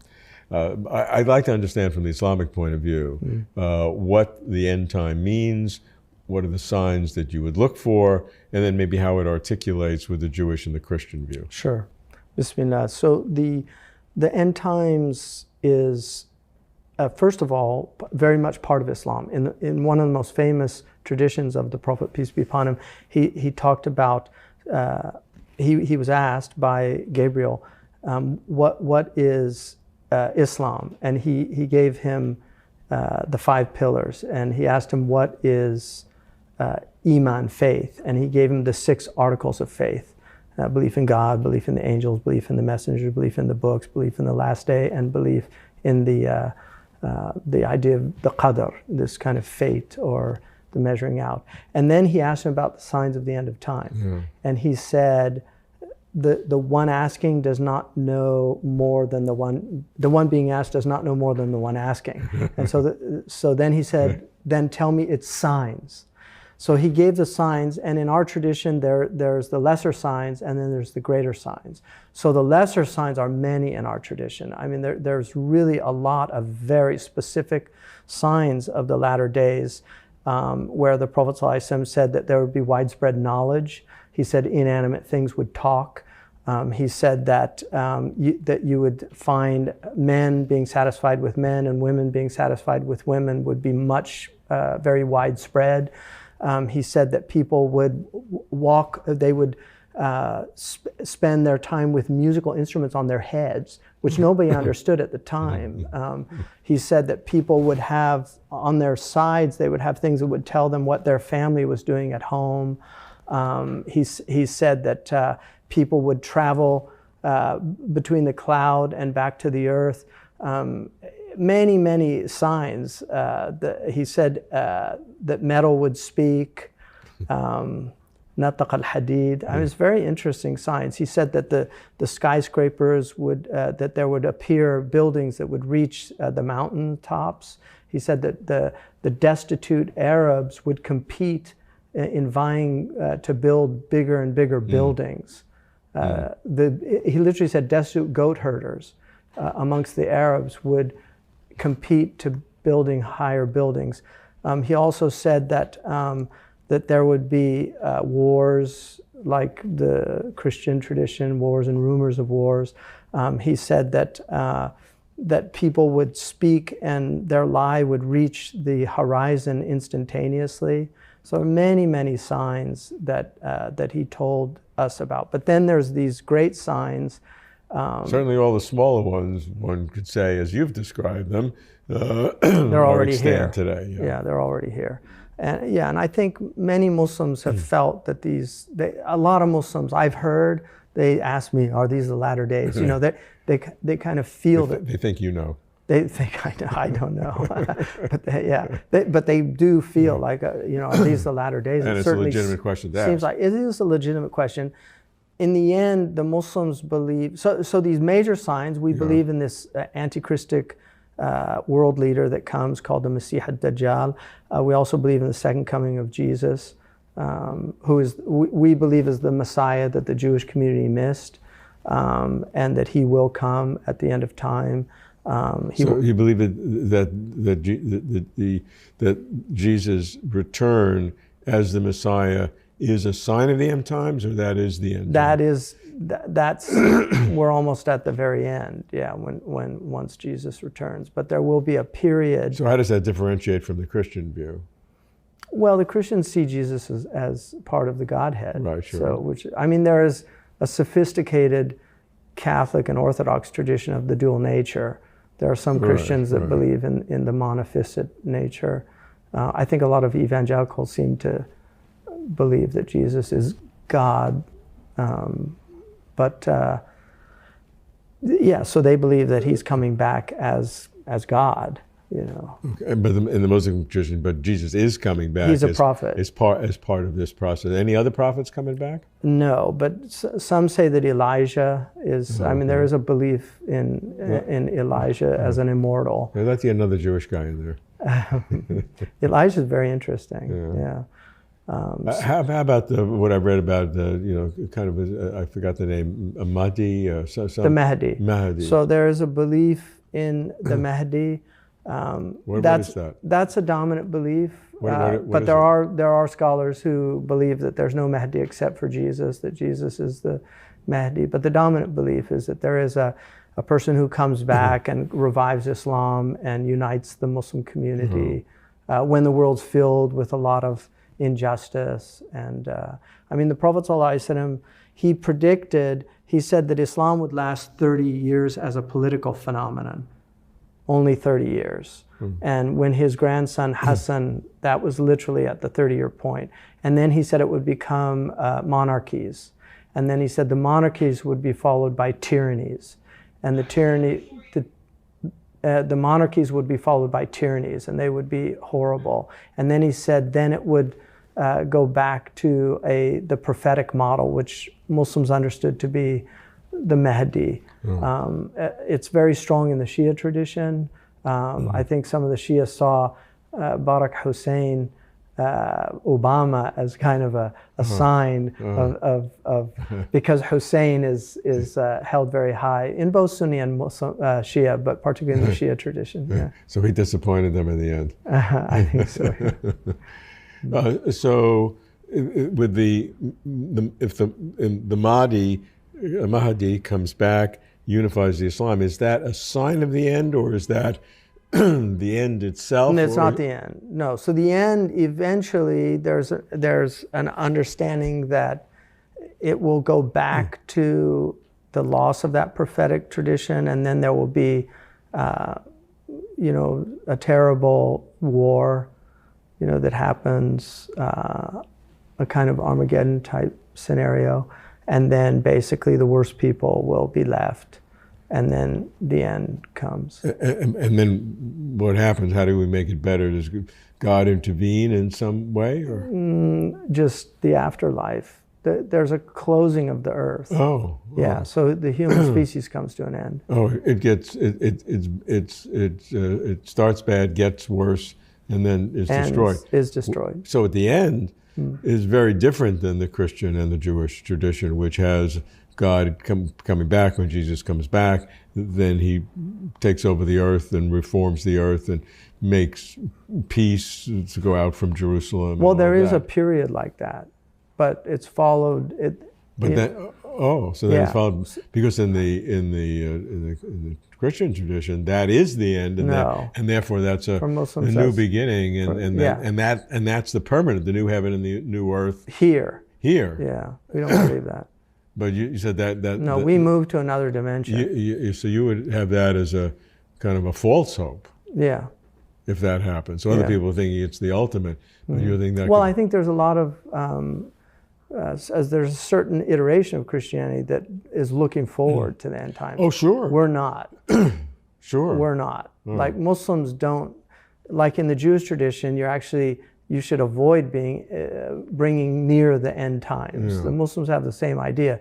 You don't want to be a sign of the end of time. Right. Yeah, you want to be a zaddik, we call it siddiq. Oh, Same person, word, yeah. So that's our goal, is to forestall, because we want to keep the theater of enlightenment. No, the Christians like to see the end Some times, Christians, see I don't some- think all, yeah, but not yeah, all, sure. yeah. I mean, a lot of the fundamentalists Yeah. would see the end time, because after that, then Jesus would come and the world would be peaceful forever Right. after. But you're saying the end time is going to be totally removed, and we're going to move to another dimension, and that's Yeah, the that's real when paradise. the end comes, and Okay. there's a tradition. It's almost is similar to the rapture, the idea that that people are removed, the believers, and then there's only left the disbelievers, and then it's All right. Well, I hope I'll go with you. the end. Yeah. Well, it's very easy. La ilaha illallah Muhammad Rasulullah, and then well, I'll take your hand. So what may seem like a very trivial and obvious question, why believe in God? I like to ask different people, because the general answer I know, I mean, I think everybody sort of knows why some people think we should believe in God. But I like to hear the nuances, the way people describe Articulate it, articulate it. So from a Islamic point of view, from your own personal view, I mean, what is the benefit for believing in God? Can I ask you a question? Yeah, it's a fair. So what's the best answer you've ever heard for that? Have you thought about it? Yeah, no, I'm not sure I can tell you that there's a best answer. The answer is generally operative in terms of the person. How it'll benefit you, and what's the benefit for you, and I guess what I'm looking for is answers that are not as obvious as that. Sure. Well, for me, I don't feel like I have a choice. I don't really. I could give you a lot of whys, but for me, God is so self-evident that to not deny Him would like denying my own existence. Personally, I really feel that. Mm-hmm. I really feel it's impossible for me to not believe in God, because everything to me confirms God, and I've seen that in my own life, and I feel, there's a wonderful poem by Robert Frost about looking at the ocean. You ever seen that poem? The people along the sand, they all look one way, they turn their backs on the land, they look at the sea all day. Well, and then he says, the land may vary more, but wherever the truth may be, the people turn their backs and look at the sea. And it strikes me as, why do people look at the ocean? Because the land does vary more. What is it? What's the fascination with looking at the ocean? And I feel like a believer is the ones he's looking at the ocean, and the disbeliever is looking at the land. And then when the believer sees the whale, look at this, turn around, look, did you see? And then it's gone. And I feel like when you accept God, God will continually show you reasons to continue to believe in God. And when you reject Him, there's a verse in the Quran that says that we will remove our signs from people that show arrogance in the earth. And they can see every sign and they will not believe. And so the most important thing is the Catholics have this tradition of the skeptic's prayer, which I actually really like. This idea of just saying, God, I don't know if you're there, but if you're there, help me find you. And I think if somebody really genuinely prayed that prayer, I think God would show up. And so I just believe God is real, and I believe that God does present that reality to people that are willing to just humble themselves and say, I believe. Yeah, I easily can see myself in that position because I really do want to. It's just that I worry about fooling myself. I'm not worried about others fooling me. I'm egotistical enough to know that no one can fool me. You can't fool me, but I can fool myself. So that's what scares me. Well, the devil might be able to fool you too, though. Well, you know, I maybe I should worry about that. They say that his, you know, Tilliard famously said his greatest trick was convincing people he didn't exist. Yeah. Right. Yeah. So you know, I think I'm very much in control of what I believe and how I believe and how I articulate and to myself. But I really do feel fooling myself because I really do want to believe. Yeah. And it's very easy for hope to swamp reason. And yet I understand that reason in its rigorous sense may be an inhibition to see God, because many people have told me that. Many people criticize what we do, the part of Closer to Truth that deals with meaning and the search for God, by saying it's all intellectual. And you can't intellectually know God, that you have to do it experientially. Yeah.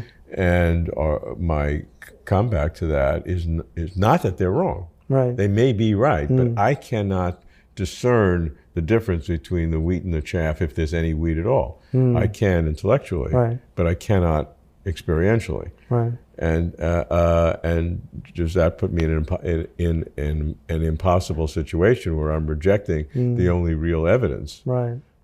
Well, I think again another why is, for me, is that it seems to be the most obvious explanation for being here and being as coherent as we are. The fact that our minds are so beautifully correspondent with creation itself. I mean, how could we know something like the universal law of gravity? Like, how could our minds be so matched to the universe to know that? How could we work out things like fine-tuning and the anthropic principle? How could we determine Van Allen's belts and these things? I mean, it's quite stunning what the human mind has been capable of doing. And that mind is constantly generating thought. And where does that thought come from? Jalaluddin Rumi says, silence, ask God, and the answers will come. So one of the atheists' primary points in disproving God is the severe contradictions in religious teaching, certainly among the major religions of the world, that there are points of obvious contradiction. And so the fact that these contradictions are so obvious invalidates them all.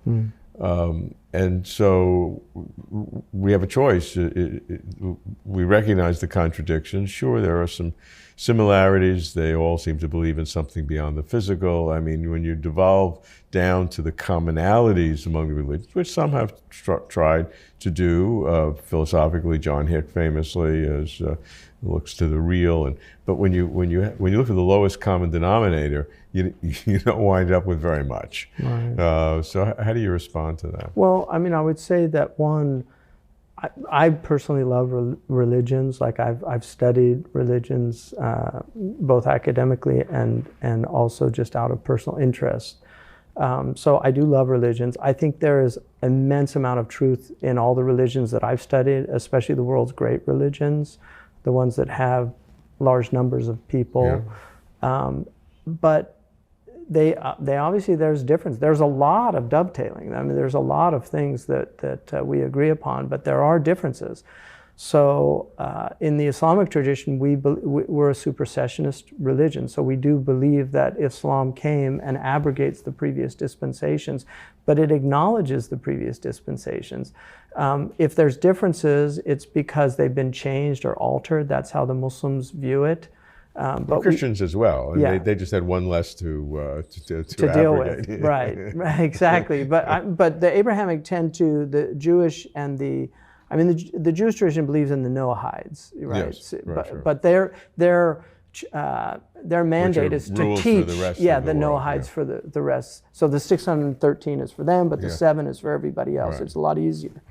But the Muslims actually believe that all peoples had prophets. All peoples. The Quran is very clear that there's been no people except they had messengers sent to them. So there are remnants and traces of prophetic tradition all over the world, which is why you have a lot of these themes and a lot of the morality. I mean, there's differences, but there's a lot of similarities. So we believe that we acknowledge the previous dispensations, and also the Muslims have traditionally allowed them to coexist with them in Muslim states. So the Muslims always protected the Christians. I mean, there are periods, they're bad periods, but by law, it's absolutely true. yeah, by law they had to. But I mean, there's bad rulers. Like we had a ruler in the 11th century in Jerusalem that burnt down the Church of the Sepulchre, but the ruler right after him rebuilt it, you know, because it was just an act of madness.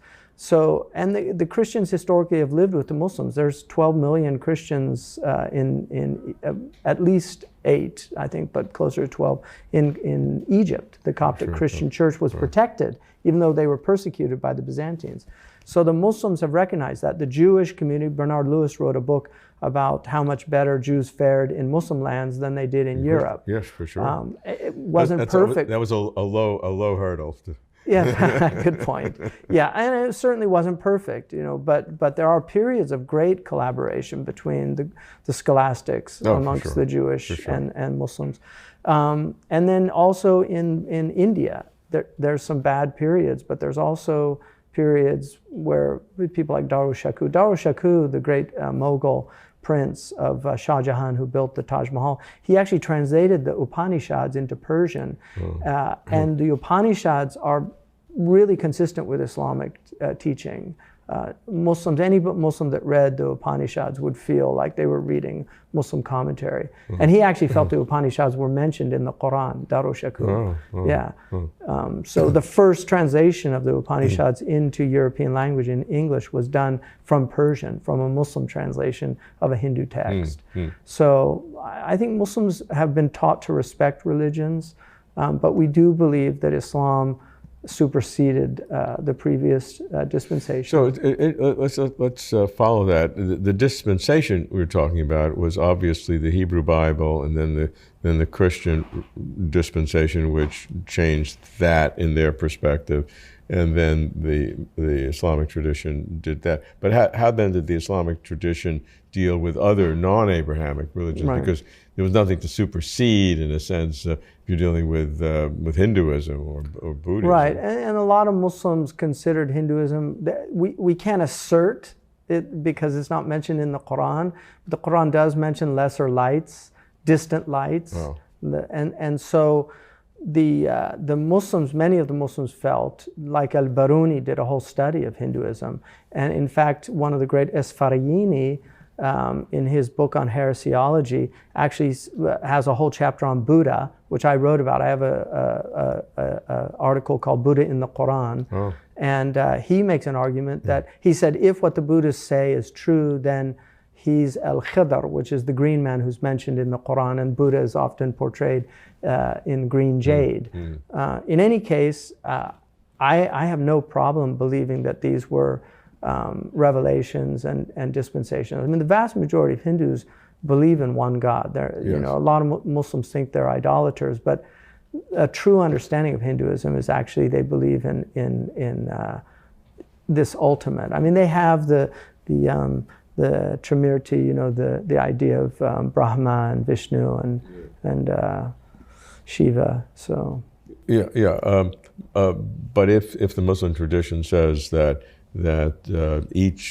each peoples have their own prophets, the assumption is those prophets are saying some things that are not accurate or not well, true. They spoke for their time, so sometimes it's cultural. Their laws would differ, but the ultimate truth of one God, the prophets speaking through that one God, or you know, avatars, or however you want to call it, and then the idea of a judgment, that these would be considered fundamental and beliefs. Is that good enough to make it? like the Noahide laws from the Jewish point of view would give non-Jewish people, if they fulfill that, really kind of the same thing. And it's an easy ticket, 7, not 613. Right. So on the train bound for glory. So, but does in the Islamic tradition, how do you then view the other traditions who didn't become Muslim but maintained either the old dispensation? The Quran says in the 5th chapter that we have given every people's a shari'ah, a sacred law, and a minhaj, and a way of methodology to follow that. And had we wanted, God would have made all of them one. So vie with one another in virtue. And so there's a kind of withholding. Like, we do believe that we have superseded the previous religions, but we recognize that there's a wisdom in that God has left these religions in the world. And we are not allowed to force them to become Muslim. They become Muslim with their own choice. And God will judge them on the day of judgment. I cannot say, if I say you're going to hell, I've done a sin. I cannot say that. I can say that to no individual. I can say that to no individual as a Muslim. But yet, as a Muslim, you do believe that the only certain way you'd be 100% sure they'd be in paradise is being a Muslim. A true Muslim. A true Muslim. Yeah. Not the true Scottish fallacy. I don't like that fallacy. You don't know that one? Right. The true Scotsman fallacy. It's like, the Scottish man's reading in the newspaper that somebody got raped. He's a Scotsman would never do that. And the next day he finds out it was a Scotsman. He said, well, a true Scotsman would have never done that. That was one of those. Good. So I think we could say with some confidence that the Abrahamic religions worship the same God. The Islamic view may be that it is more of an accurate description, having superseded the former Christian and Jewish. The Christian would say they have superseded the Jewish. The Jewish would say, you guys think you've superseded us, but we're the real truth. So, all right, we'll accept that. But I don't think any of them would fight with the idea that you're worshiping the same God, although the Trinity throws a little bit of a wrench into that wheel, at least from the Jewish point of view, and I think from the Muslim point of view.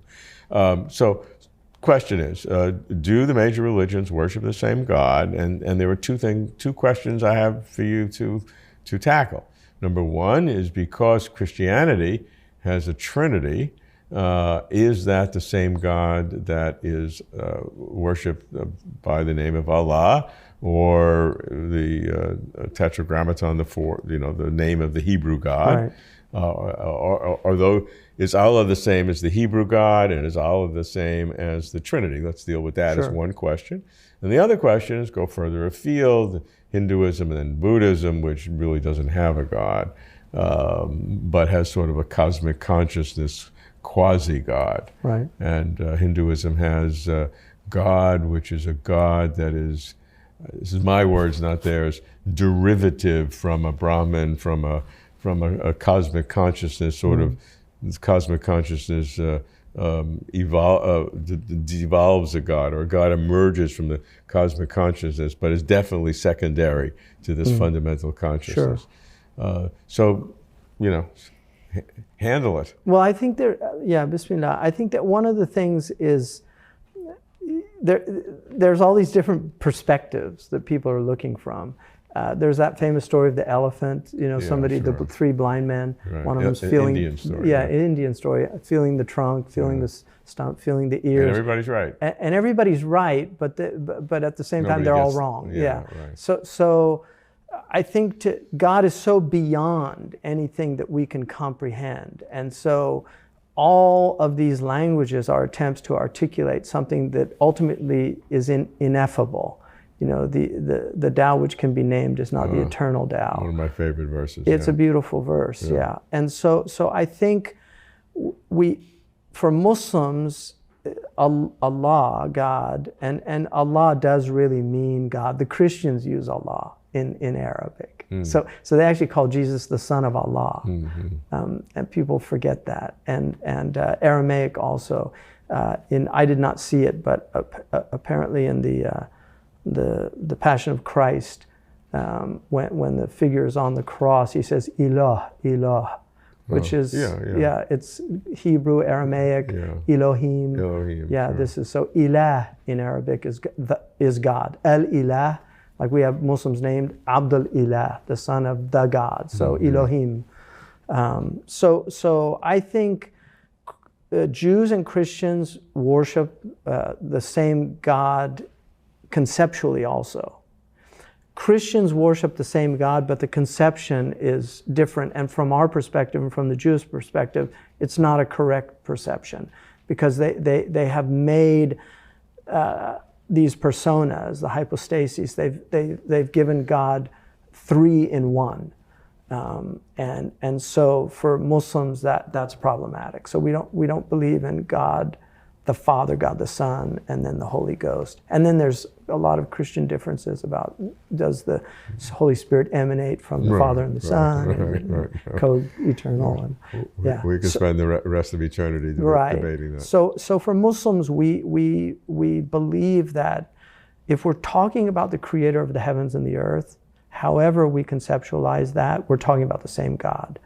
We just might have misconceptions about the attributes or how we describe that God, but it's the same God. And that's why I believe, I've heard many Christians say, Muslims, they worship a different God. Allah is not God. Right. And I think, first of all, they need to study more Christian history, because I have to say, I find it incredibly ironic that the Catholic doctrine since 1832 is from St. Thomas Aquinas. And St. Thomas Aquinas quotes Muslim theologians and philosophers constantly.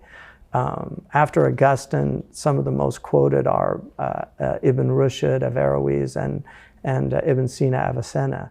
So Aquinas benefited greatly from Muslim theologians and scholastics, and some of his arguments are from them. Yeah, no doubt. So, and I think the educated Catholics, people like my friend Dr. Robbie George at Princeton, these Catholics that are educated, they know that the Muslim God is the same God, but they believe in the Trinity, and that's why Muslims can marry Christians and Jews.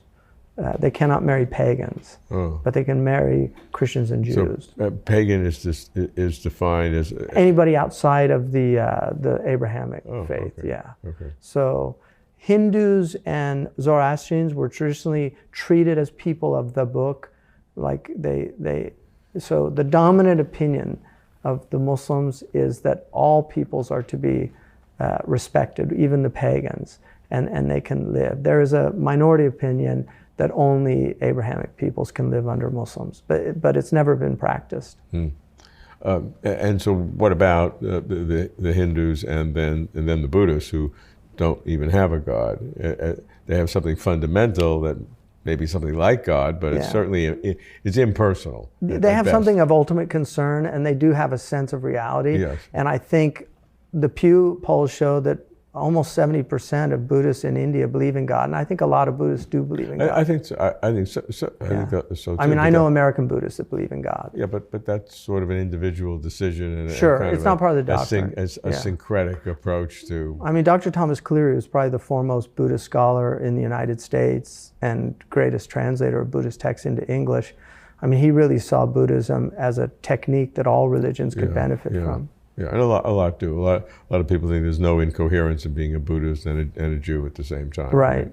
But if you look at the doctrines, that's not. That's just not. Yeah. Well, there's a lot of different doctrines in Buddhism. If we read, Dr. Cleary saw the Prophet Muhammad prophesied in the Dhammapada. I think everybody sees everything, and I get letters every week who people find the secrets of quantum mechanics in the Upanishads or in the numerology in the Bible. I think there is some truth to the Upanishads, maybe. Yeah. Well, but there's a lot more speculation and hope than I think than reality. Well, I think, and it shouldn't be dependent upon. That should not be. If you're looking to try to prove the revelation of these scriptures by scientific prescience, I think you're in trouble. Although I do think, like, the Quran, to me, If people are willing to put in the time, there are very powerful arguments in the Quran that a lot of people aren't aware of. There are like syllogistic arguments that are there for people to ponder. And the Quran does call us to reflect.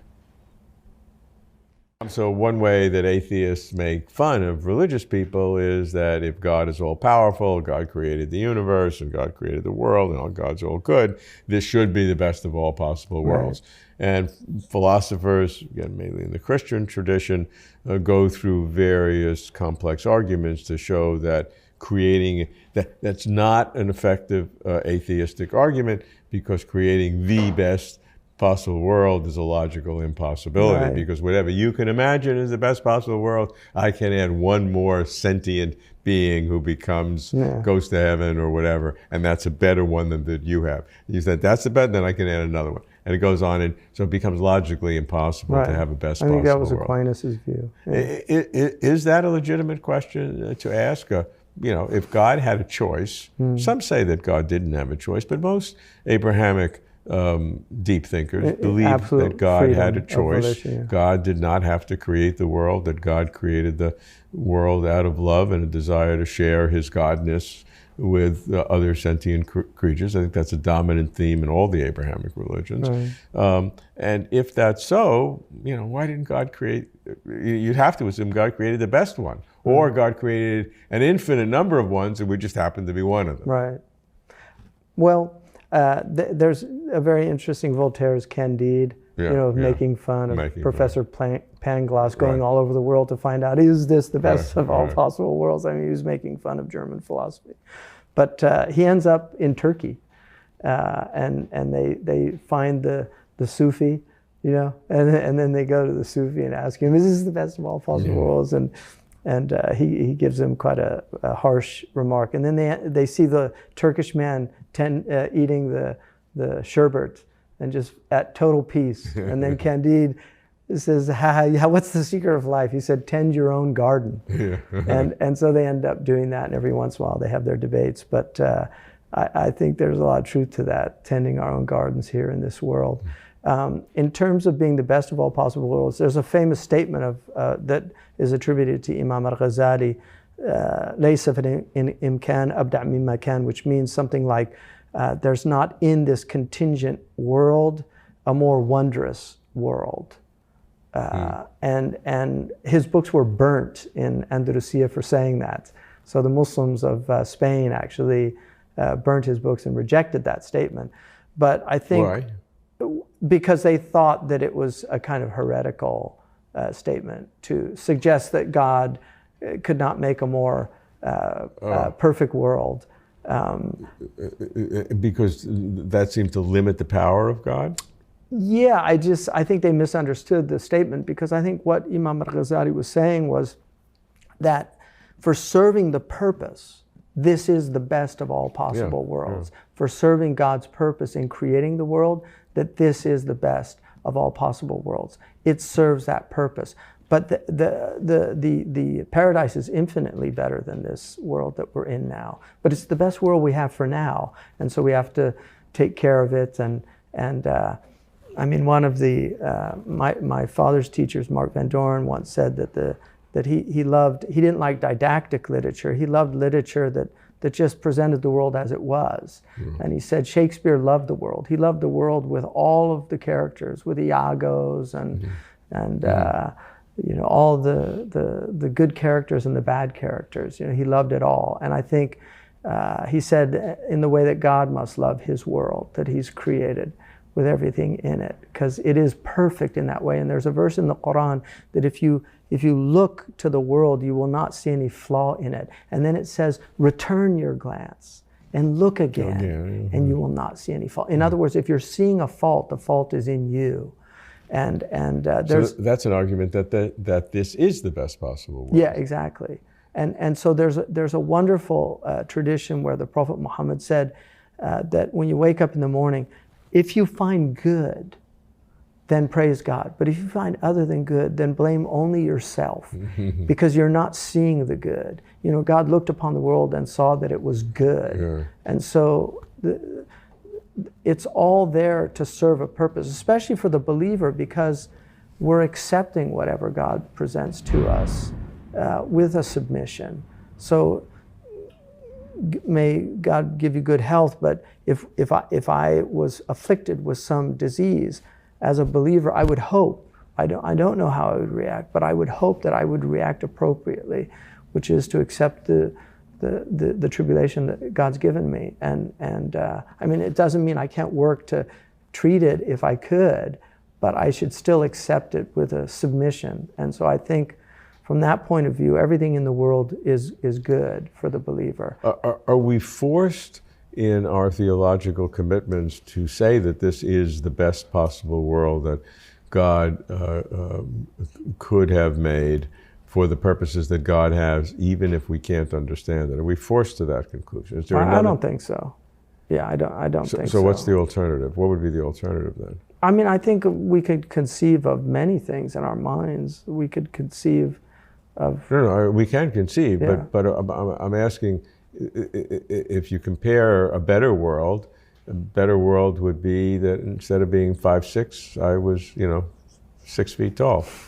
That would give me better skill, and maybe I would have been a bit better basketball player. You and I share that, exactly, yeah. Right. Yeah. Yeah, so that's a better world, but is it, but that's not, I wouldn't criticize God for having sub-optimized the world because I'm not 6 feet tall. Right, exactly. I mean, I think that's the proper position to take, that we should be pleased with what God's given us and just be grateful for what we have. I think the Prophet, peace be upon him, he said, always look on people that are less fortunate than you and never people that are more fortunate than you, because it will give you gratitude in your heart. So the question of what is God's relationship to abstract objects sounds like it's a very abstract question, right? But it really looks deeply into the aseity, the God's independence and God's total control of all reality, which is a fundamental characteristic belief of certainly the Abrahamic religions. And the problem goes like this: if you believe that abstract objects like numbers, logic, propositions, universals, generalities are somehow really existent, like you cannot imagine that 2 + 2 is not equal to 4. And even if there was no world, that would still be a true statement. And even if nothing ever existed, if the statement would be if something existed, and if there were two, and two things would always be 4. I don't think anybody disputes that. The question is what is the grounding for such abstract objects? Because if they exist necessarily, meaning there's no way they could not have existed, it means that that was not created. So many philosophers believe that it's impossible for God to have created 2 + 2 = 4 because there's no alternative. What, God could make 2 + 2 = 5? That's impossible. So 2 + 2 = 4. And so if you have all these things, then God is surrounded for all eternity with a blizzard, a snowstorm blizzard with all these abstract objects floating around that God somehow has to deal with. Now that doesn't make sense either. Yeah. So you have two sets of circumstances that seem to be universally exhaustive, neither one of which makes sense. Right. So how do you deal with that question? Well, I think, for us, the abstract ideas have what we call wujud dhihni, which is a mental existence. And then there's the extramental existence of the created world. The mental existence, the ability to abstract, is a fundamental quality of the human mind. Yep. The ability to, and it's to take the universal out of the particular. So but I can nowhere in the world point to the universal man. I can't. But the universal man exists in my mind. If he didn't exist in my mind, I wouldn't know what a particular man was. That's right. And so abstraction is one of the great gifts of God. And it's essentially the ability to see the one in the many, which is one of the I mean, this is a fundamental metaphysical pursuit of understanding the relationship of the one and the many. So in Arabic, the word abstraction means to denude, to literally to strip of any clothing. So you get to the form, and you see the quiddity, the mahia of the thing. Quiddity, quid-est, actually comes from the Arabic. They translated it from the Arabic, mahia, what is it? And that understanding that the human mind is capable of, that ability to perceive with extraordinary clarity what a thing is a gift from God. Now are there these Platonic archetypal universals somewhere in a perfect world? Is there the perfect circle? Is there the perfect horse? Is there all of these things are in the knowledge of God, and I have no doubt about that. I mean, God has knowledge of all things, and then He has given us some infinitesimal portion of knowledge to let us to understand knowledge, to give us a glimpse into that God is the knower. He's given us this infinitesimal ability to hear, to let us understand when God said He hears and sees all things. So these are all approximations, but in reality they're canceled out in the knowledge of God. So anything that we understand or know, I mean, numbers are fascinating because numbers are abstractions. A lot of people think that numbers have some kind of extra mental existence, but they don't. We're the ones putting these two chairs together. And a nominalist would say, there's no two chairs. There's this entity and there's this entity. It's your mind that's playing a trick on you by pulling those together. So that abstraction, though, of knowing what a chair is, I mean, there's a kind of fuzzy logic, obviously, but where you get into is it this or is it that anymore? Like, when's a table not a table? You know. But if the abstract object is a conscious imposition of our ability to make sense of reality, and therefore that generalization doesn't exist. It's like it's a nominalist or a fictionalist approach, and I mean that's one explanation. Other people say that, you know, you're denying the reality of something that you can't get rid of. You can't get rid of these numbers no matter what you do. Right. If there was no humans who could conceptualize this, you know, before, 10 billion years ago, the universe was still there. There were maybe there's no life. Would they exist? But the statement was just as true then, with no conscious beings around to conceptualize than it is today. With God. Yeah, except God, if God exists. So therefore, some people say that these abstractions are ideas in the mind of God, because you can't get rid of their existence. But you'd rather, and again, I don't want to differentiate you from the Islamic or Muslim tradition, but what are the Muslim traditions about dealing with these abstract objects? Are they creations of God? Are they fictions that they really don't exist? It's just our imposition on it? So there's definitely the aspect of that they exist in the knowledge of God. I mean, they have to, like, God has knowledge of them, and in that way they have what would be akin to our mental existence. I mean, if I have the concept of fire in my head, it's a mental existence of the fire. It's not an extra mental existence, or my head would burn. Yeah, for sure.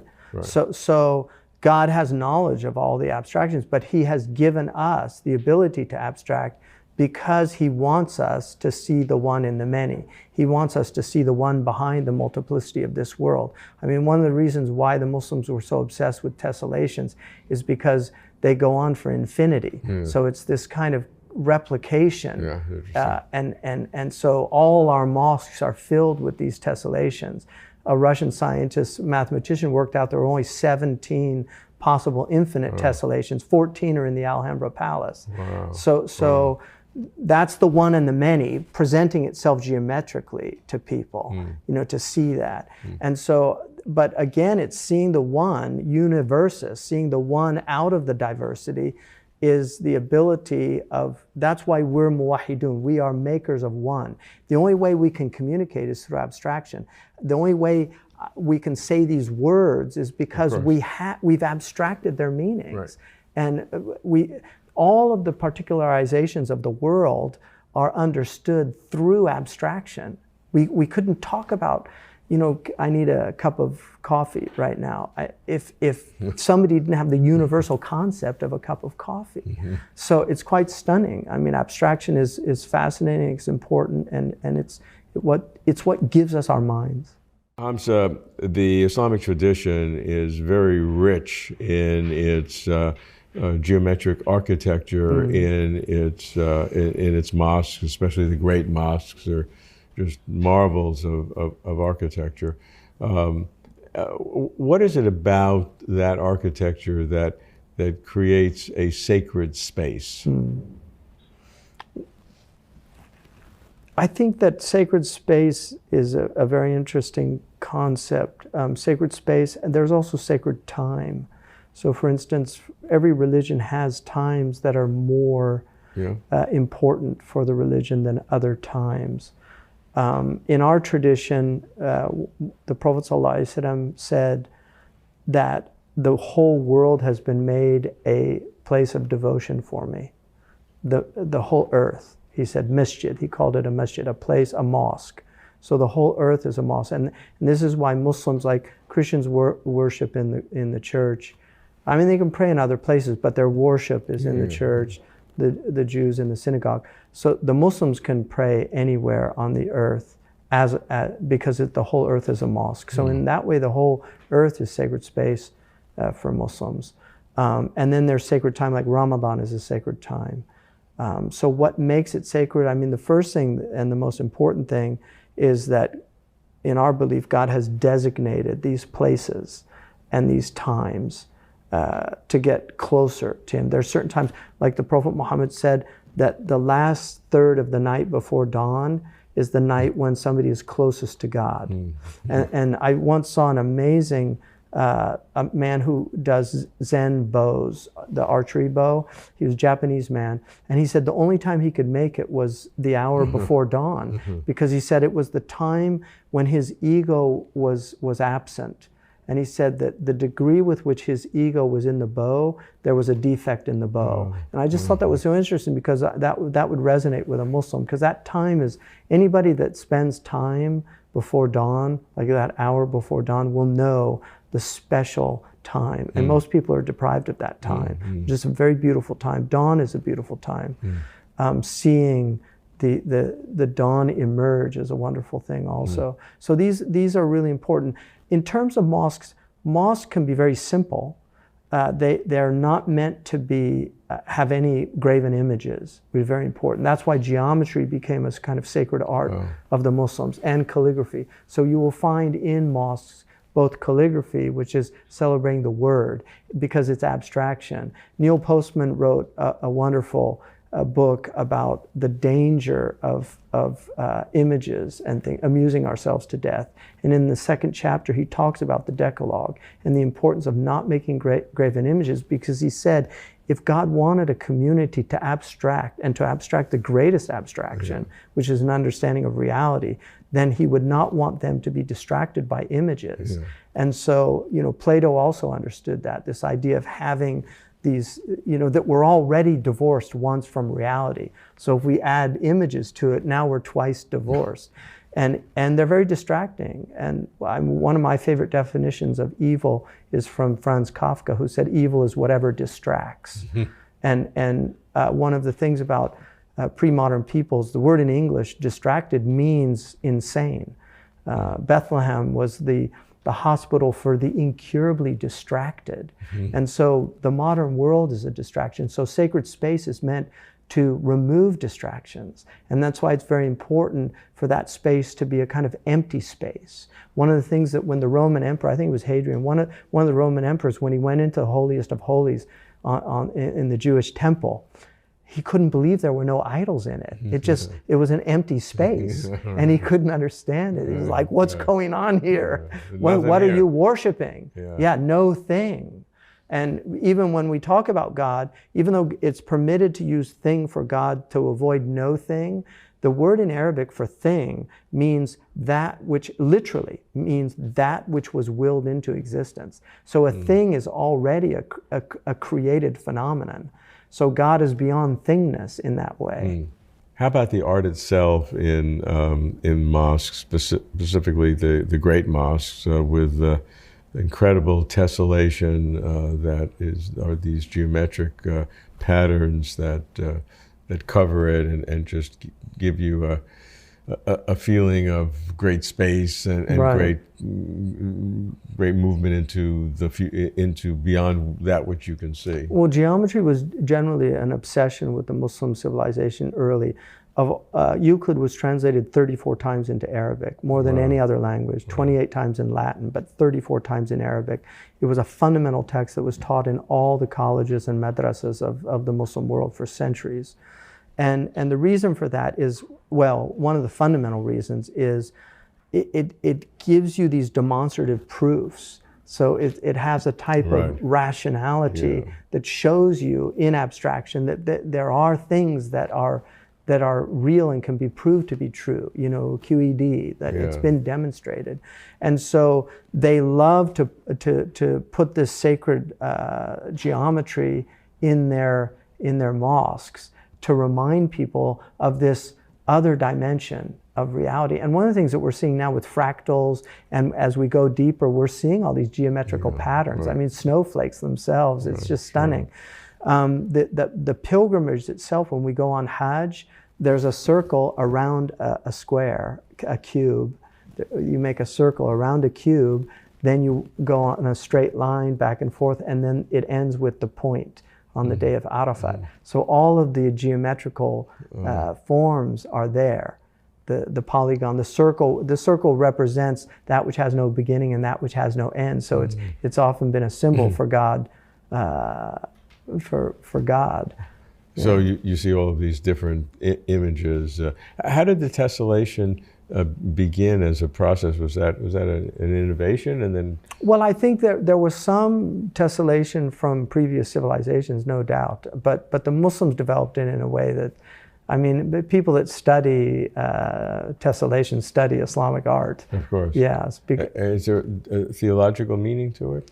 Well, it's this idea of the infinite, you know, the one becoming infinite in in many. So it has the one and the many contained in the display, and it's quite vertigious when you see it. Really, it has an effect on the soul. Sacred spaces, I think, all share a certain commonality. Even when you go into a great cathedral or a pagoda or a Hindu temple, there's always a sense of that this space is different from other spaces. And I think it's the intentions of the builders and also the intentions of those who go into them to worship. So devotion is a beautiful thing.